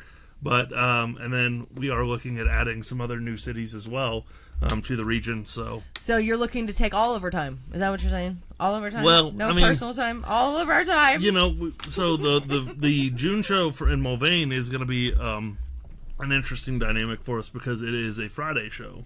So it's a Friday night versus Lord a Saturday. Jesus Christ. So yeah, so yes, all of your time. When Jackie and Jay will no longer have any free time. What do you do for fun? Wrestling. Yeah, well, and it's just one of those things where we're gonna try and we're gonna have some additional dates potentially added on here. Yeah. We'll see. You know. Well, HCW is just growing, period. I mean, if you think about 3 years ago, we had no sponsors, and look at us now. Right. And we've grown, the roster's grown, and we're now in Salina, not only Wichita, but also Salina. We're not doing Larned anymore, but we are growing and moving in different ways, and every year is an ebb and flow, and it's just getting so exciting every year. Yeah, it's up and up and up, and, you know, we continue to work with the community and, a lot of community partners and like the Wichita Wind Surge and the Wichita Thunder and you know, getting to do like with our great sponsors like you guys and Global Auto Company and CJ's Bar, and I mean there's just so many good sponsors and everything that have helped us out with continuing to push that. Now the word is out a little bit and people are excited about the brand, and before where they were like, oh, is this just a fly-by-night indie company? You know, nowadays people know, like, hey, they're here consistently. They are putting on a legitimate show. It's family-friendly. We work very diligently to make sure that it's cost-effective for families. You're consistent, and I think that's the big thing, is that a lot of the ones that came through Kansas before were not. They weren't consistent, and that's the heartbreaking part. We get super excited about seeing somebody, but you may see them every 3 years. Right. If you're lucky. Right. And so with us being consistent, it's a little easier for families to get involved and kids to feel part of it and people to feel part of it. And so I'm very excited for what we're going to do. I don't anticipate there being too many more shows, but there is that extra show in June that's going to be I'm very excited announced. about that. I'm really excited about that because we did the tattoo convention 2 years ago and we missed that one. Yeah. And I was so, because we actually had tickets to go, but nothing was panning out. Yeah. So we missed that one. So I'm actually excited to throw in a special, and we like to do specialty shows anyway. Yeah. We love, I mean, HTW gives back to their community 1,000% over, and we like to be a part of that any chance we get. Absolutely. And I think that's a big part of it is we're a community-driven brand. So we're family-oriented, community-driven, like any chance that HCW gets for, because we do breast cancer awareness, we do the Red Salvation Kettle Army. Rumble, and then there was another cancer, blood cancer is coming up. Blood cancer show is coming up in May. We're going to be doing something for the Blood Cancer Society stuff. So that's just giving back to a community that gives to HCW. Yeah, so and that's awesome. And I'm thinking, you know, like because of our great sponsors and everything, we're able to continue on with the free kids tickets, which is something that every single event promoter and like venue owner and everything has been like, you guys should not do that because it's like, yeah, but look at your kid crowd. But no, it's huge. It's a big part. But I mean, like even like high end indie promoters and stuff are like, I wouldn't do free kids tickets. Like,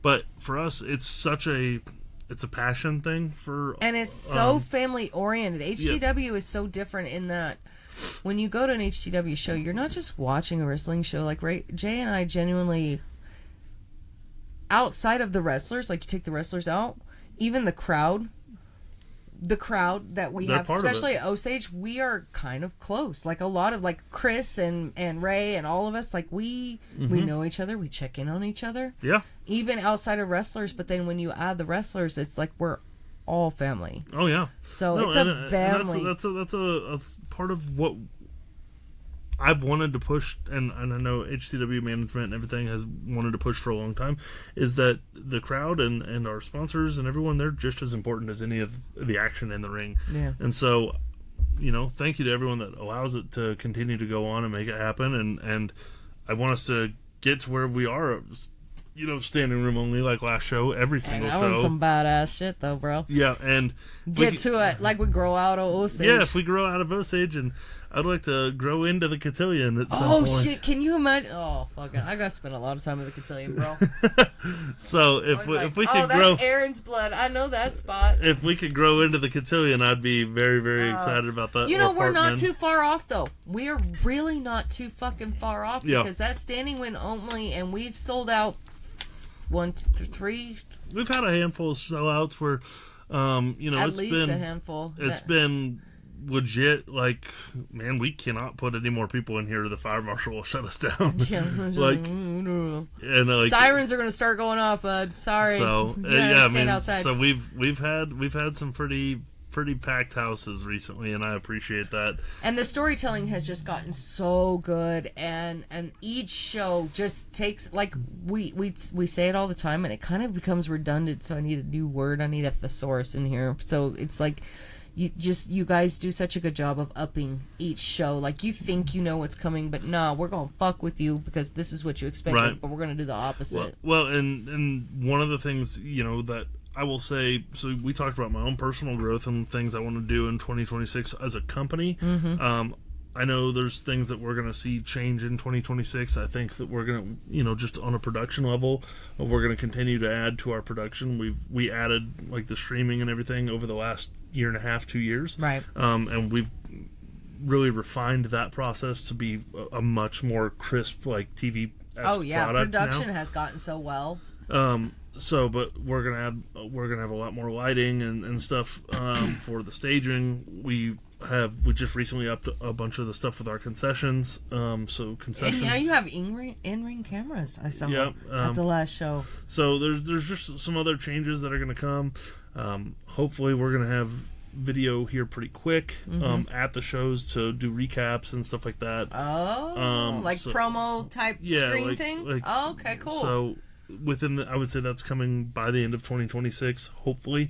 There's some logistic stuff we still have to figure out with it, but the product is going to continue to be improved on, and it's something that, like, we spare no expense when it comes to investing back into the product to make it the best experience possible for our fans, which is why even like our concession stands, we are reinvesting money into that to make sure that there's things that have been requested from fans, like popcorn and stuff like that we're working to make sure happens. And that's the thing with HCW is you guys are never stagnant. You are more than willing to push the envelope in everything, because what you want to do is put out the best product within a reasonable, like, you push the boundary of your actual budget. Yeah. Like, to the point where you're like, well, we're broke, ain't nobody getting paid, but what a fucking show. Right.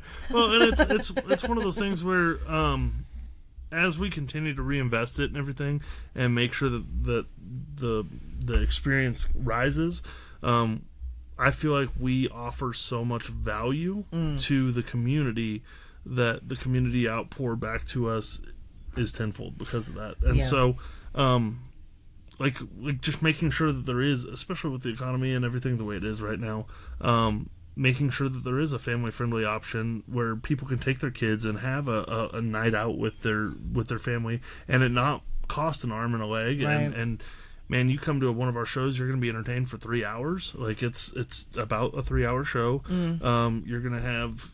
There's food options. Yeah, there's affordable food options. It's not like, oh, it's a $16 hot dog and stuff like that, like other stadiums and stuff.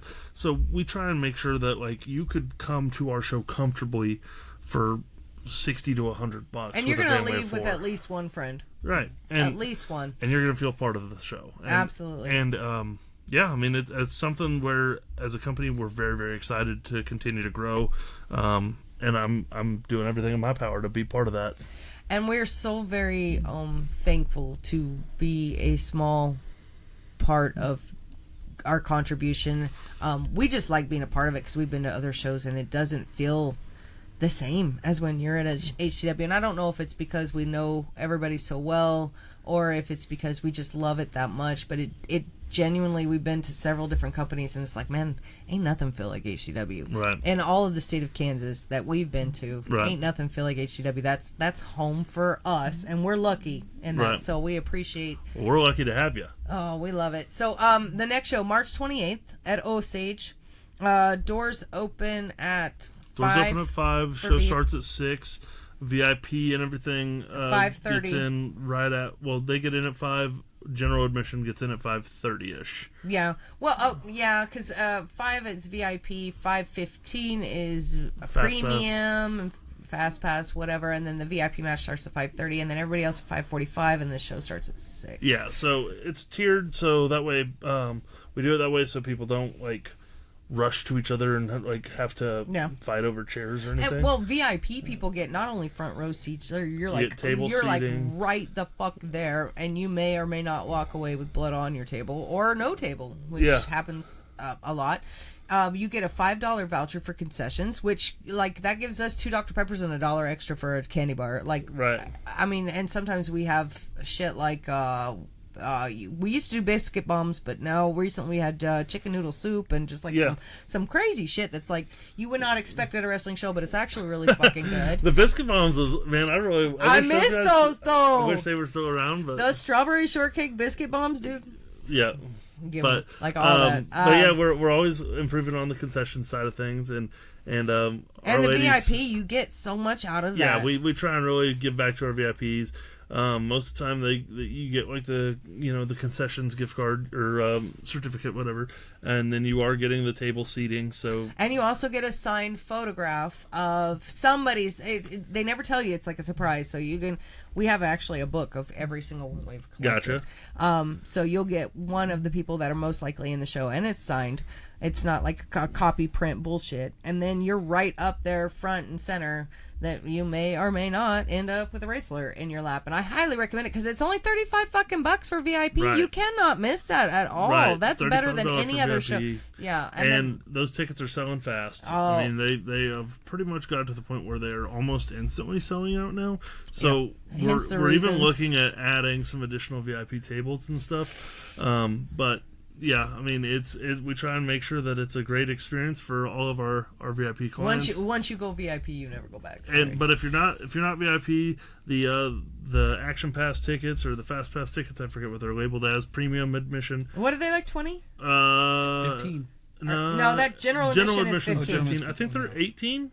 You might be right, 18 or 19. But you get the VIP match, you get first pick on the general admission seating, and honestly, like if you can't get VIP, then I would definitely go that route. Because you're getting the same exact thing. The only thing you don't get is the signed picture, and you don't get the $5 for the concessions, and you don't get the table seat, which if you can go for tables, I highly recommend it. But if you can't, the next step is the premium, and I highly recommend the premium because you're going to get so much bang for your buck, and getting first pick on that, and then also getting.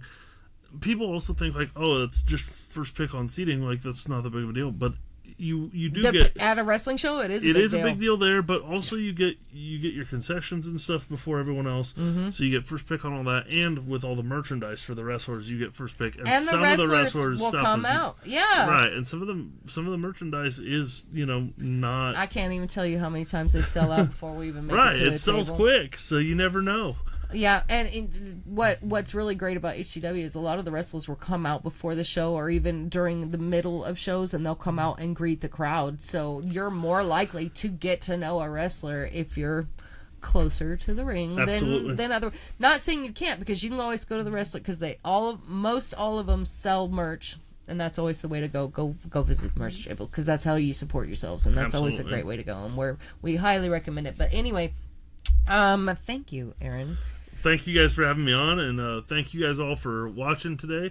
I hope you guys had a great time and learned a little bit about who I am as the Prodigy and Helms, and hanging out with Tag 'em and Bag 'em. So we love you. We're so glad you came. Anything else you want to say to Mr.? You need any socials you need to push? Oh man, no, I'm okay. You can find me on all socials at the Prodigy Helms, and just remember to follow us at HCW Live 23 on all socials. At Heartland Championship Wrestling on Facebook, and you can follow Tag 'em and Bag 'em on all socials except for my Instagram, which is under my name, and I don't care. It won't let me change it, so screw it. Like, follow, share, comment, criticize. You love to do it, and that's pretty much it. Last thoughts? Nope. All right. Peace be with you.